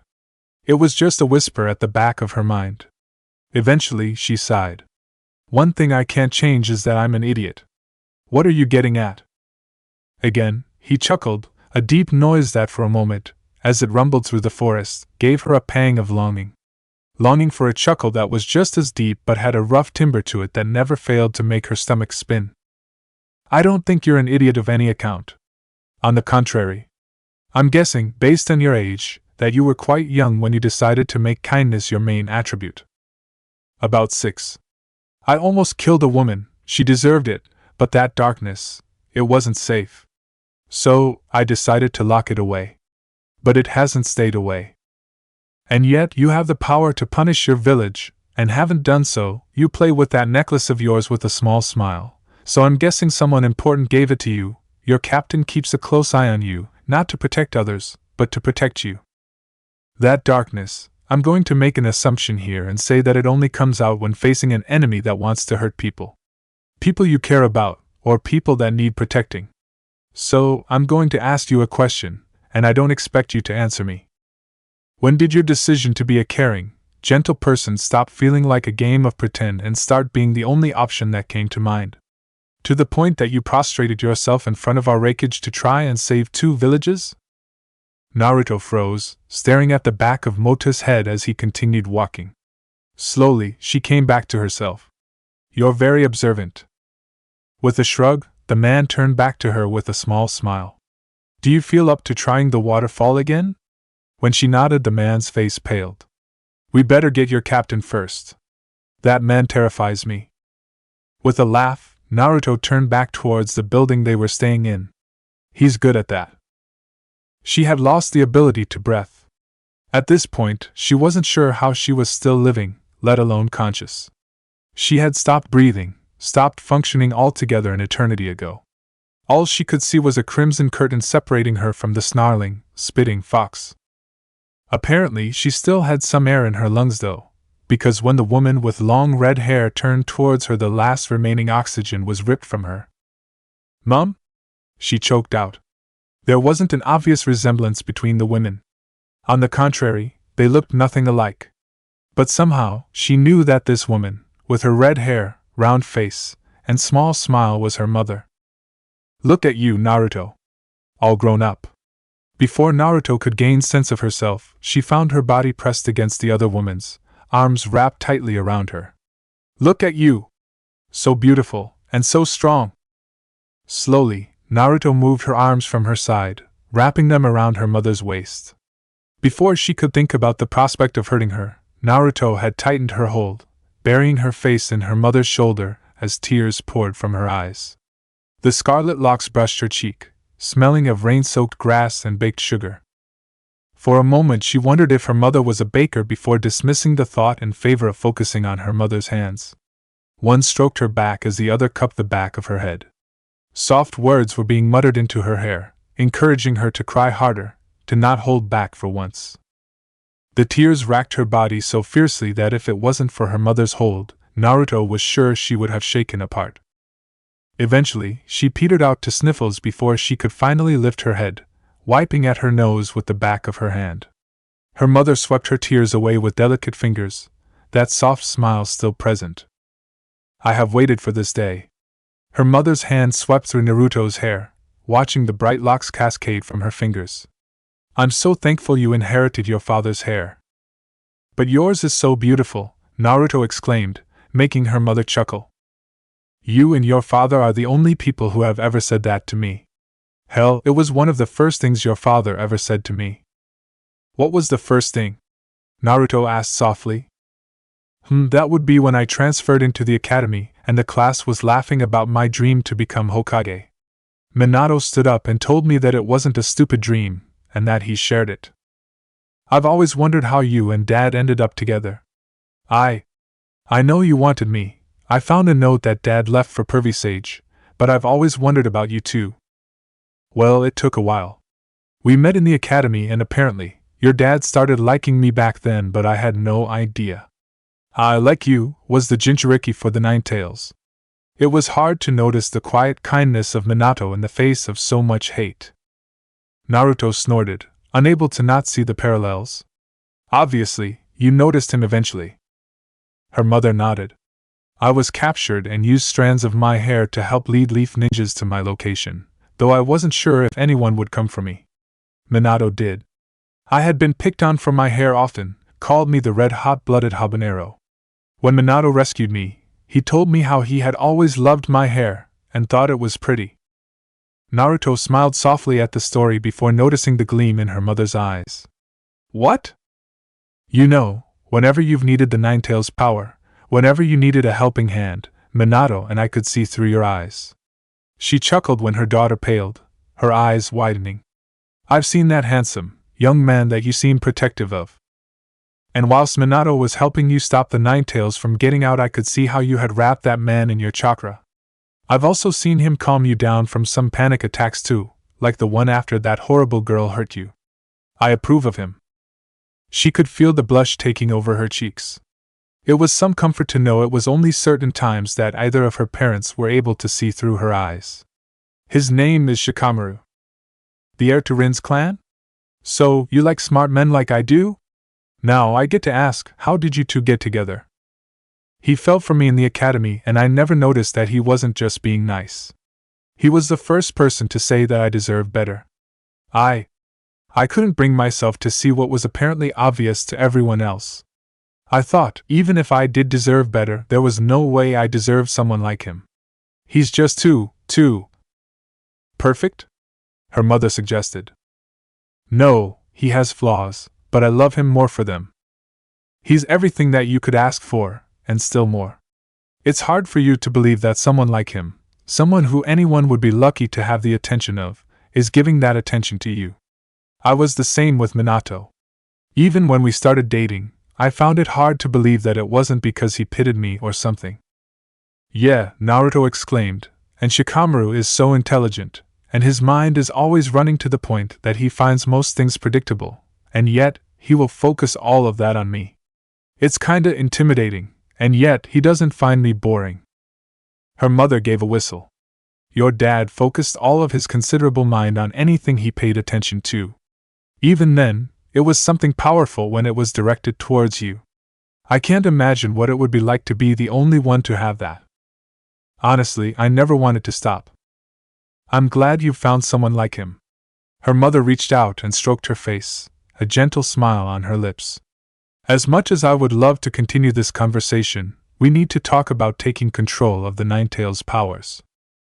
Nodding, Naruto made sure to listen to all the information her mother could provide. When it finally came time to leave her mindscape, it was with hesitation and more tears. With one last, tight hug, Naruto returned to reality. She found herself looking up at Killer Bee, his eyes still hidden behind his glasses and his mouth in a flat line. Yo, you did well there, Naruto. Yeah?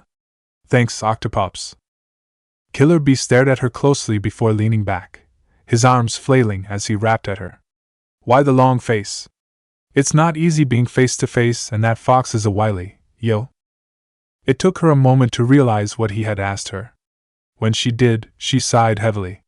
I am happy that I can fight again, but I got to meet my mom and I didn't like having to leave her. What was she like? Thinking over the answer, she felt herself smile.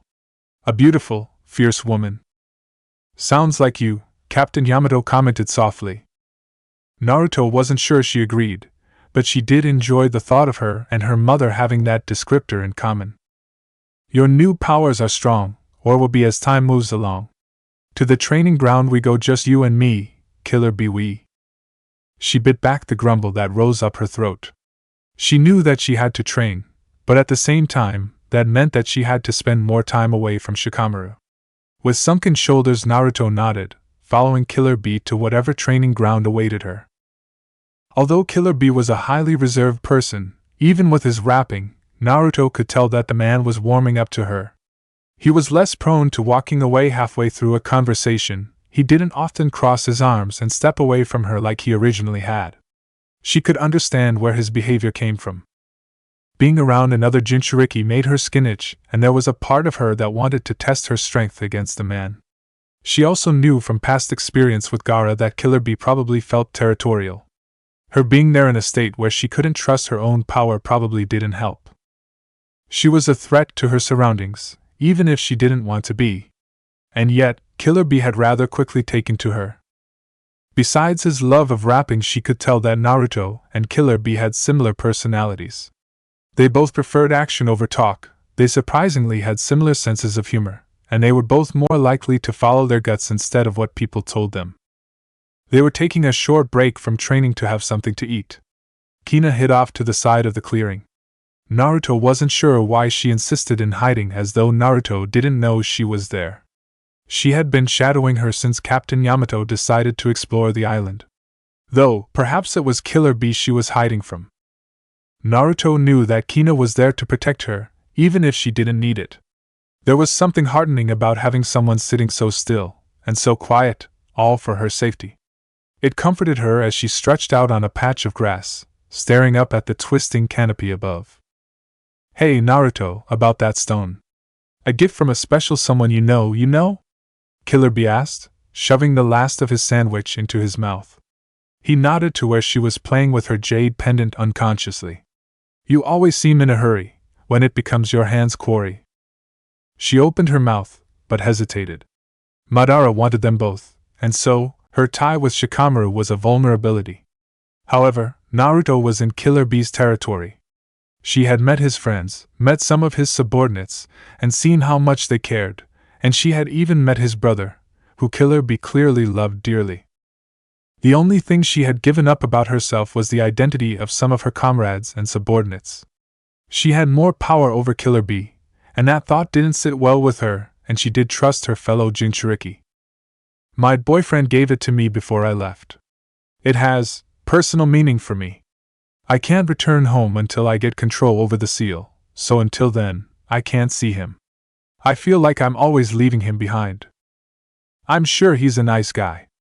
It's hard watching a love sail by." Killer Bee asked in a leveled voice. "No. He understands that I have to go, and that I hate leaving him. Besides, it's not like he spends all his time waiting for me to come back. He is a talented, intelligent ninja. He is needed in our village. And he knows that I'm training hard to get back to him. I'm not on vacation." With a gasp, she sat up and swore. Dropping her necklace to hang around her neck again, she turned to Killer Bee sharply, noticing how he sat back in surprise. "Octopops, you told me that your brother told you to come here on vacation." He nodded, clearly unsure where she was going with her strange line of questioning. "So, why did my Hokage believe that you were willing to train me? Were you asked to train me, or even told I wanted to gain control over my tailed beast?" A shake of his head confirmed the crawling, gnawing feeling in her stomach. She swore again. "I'm gonna guess that you know Madara wants us for the tailed beast, and that he is planning to start a war with the 5 nations. So, why would our Kages put their most valuable pieces in the same place? Shikamaru has taught me enough about shogi that I know you don't do that shit unless you have good reason." "I can see your point." Killer Bee tilted his head back. "But what could it be? Training's important not only to me, Killer Bee. Only if I was going to fight. But wouldn't they have told me a time frame? I am known for meeting difficult deadlines, so why was I told I needed to take as much time as possible? Unless my training isn't the real reason I am here. If this was shogi, as Shikamaru likes to think at times, then we should be surrounded by disposable pieces, but we're not. This place is hidden as if lost in mist. So, when the brawl breaks out like the snake from the sea, the enemy will see me, Clear BWE. Naruto gave him a predatory grin, thankful that they had both been talking in voices that wouldn't reach Kina's ears. Want to go for a run, Octopops? He seemed to catch on to what she meant because he jumped to his feet as she did, and they both took off, leaving their guard behind. The moment Naruto burst through the cloak, she went into sage mode, flicking her eyes over the dozen people staring at her in horror. She had to admit, it was smart to leave Foundation members out of her protectors. The sage mode allowed her to feel the battles raging far out of her sight. She could feel the pain, the fear, and the desperation that the forces felt. She barely noticed when a Nara in the guard grabbed her with his shadow, and a Kimichi expanding as he eyes Killer Bee, who stood a beat behind Naruto. It wasn't surprising when Iruka-sensei let her pass, pretending to try to stop her but failing. However, it was surprising that no one followed her and Killer Bee when they made their escape. The answer to that rang through her mind when they had run over a kilometer from the island's safe haven. Naruto. I'm not going back, Uncle Inoichi. No, we don't expect you to, Shikamaru spoke up, his voice soft, tired, and gravelier than usual. We never expected to be able to hold you for long. Shikamaru told us we would be lucky if we got 2 weeks. I suppose a week is more than we could hope for. But I was about to request that you join the battle anyway. Why? What happened? Naruto yelped, not even trying to hide the panic taking over her voice. Shikamaru, Choji, Kiba, and Niji have all faced off against the reincarnation of Orochimaru's henchmen from that ill-fated mission to retrieve Sasuke. Obviously, they were able to defeat the enemies that once gave them trouble, but when the enemies disappeared, something happened to the boys. Their souls, I believe, were removed from their bodies and taken elsewhere. No one can sense them. All our sensory types can't get enough range and can't pinpoint for signatures among all the others. The enemy forces known as White Setsu can also take on the forms of our soldiers, and we can't tell the difference. It's causing soldiers to turn on each other, but at the moment... Shikamaru sighed heavily. Naruto, please bring my son back. If you love him, please tell me no, because if you love him, I know you won't fail. She stopped running, bringing her hands together. I'm going to bring Shikamaru back. And we aren't losing any more people to the enemy's tricks. Kid, be careful, Killer Bee warned as Naruto made more clones than she had ever made before. The clones broke into groups to travel to each battle that Naruto could sense. At least one clone in each group went into tail beat mode with the intention of finding Shikamaru. They all disappeared in a blink. Next, Naruto rolled up the sleeve on her left arm, before biting the thumb of her right hand and dragging the blood over the seal that appeared at the presence of the red liquid. Almost instantly, 4 Foundation members appeared before her on bent knee. Where is the Foundation? Awaiting your order, Lady Naruto. We were instructed to not join the united forces by the village elders, but we prepared and have left the village. We have stationed ourselves in the primal position to aid whichever battlefield you wish. I hope you do not mind us acting without your authorization. She smiled down at the one who had spoken. The mask looked like a frog, but honestly it was hard for her to make out what half the masks were meant to be. There was an undeniable sense of pride growing in her though. You did well, she assured. Back up whichever battle is having the most trouble, but wait for my clones to clear out imposters first. Where is Shikamaru and Uncle Inoichi located? They are at headquarters, strategizing for the entire war. Naruto turned her gaze on the woman who had spoken. What's the area like? It is a flat land surrounded by rocky mountains. No enemy forces within sight of the perimeter, Lady Naruto. Send some Foundation members who can restore chakra, as well as at least one with the telepathic thing that Uncle Inoichi can do. I want clear communication between me and them, no more trying to hide me for my safety. Also, send some Earth-style users in case the enemy finds their location. Yes, Lady Naruto, they all declared in clear voices before they all disappeared. Their spot was taken by Kina, also on bent knee. Get up. You can be mine and Octopop's security. My clones will find Shikamaru and the others, but Octopops and I are gonna stay together. We won't let our tailed beasts be used. You got me and I've got you, and between the two, the Akatsuki won't know what to do. Naruto just smiled at him brightly. The enemy would expect them to stay hidden and safe. It would be the smart thing to do. However, Naruto was the #1 knucklehead of the Leaf, and it was about time the enemy learned what that meant.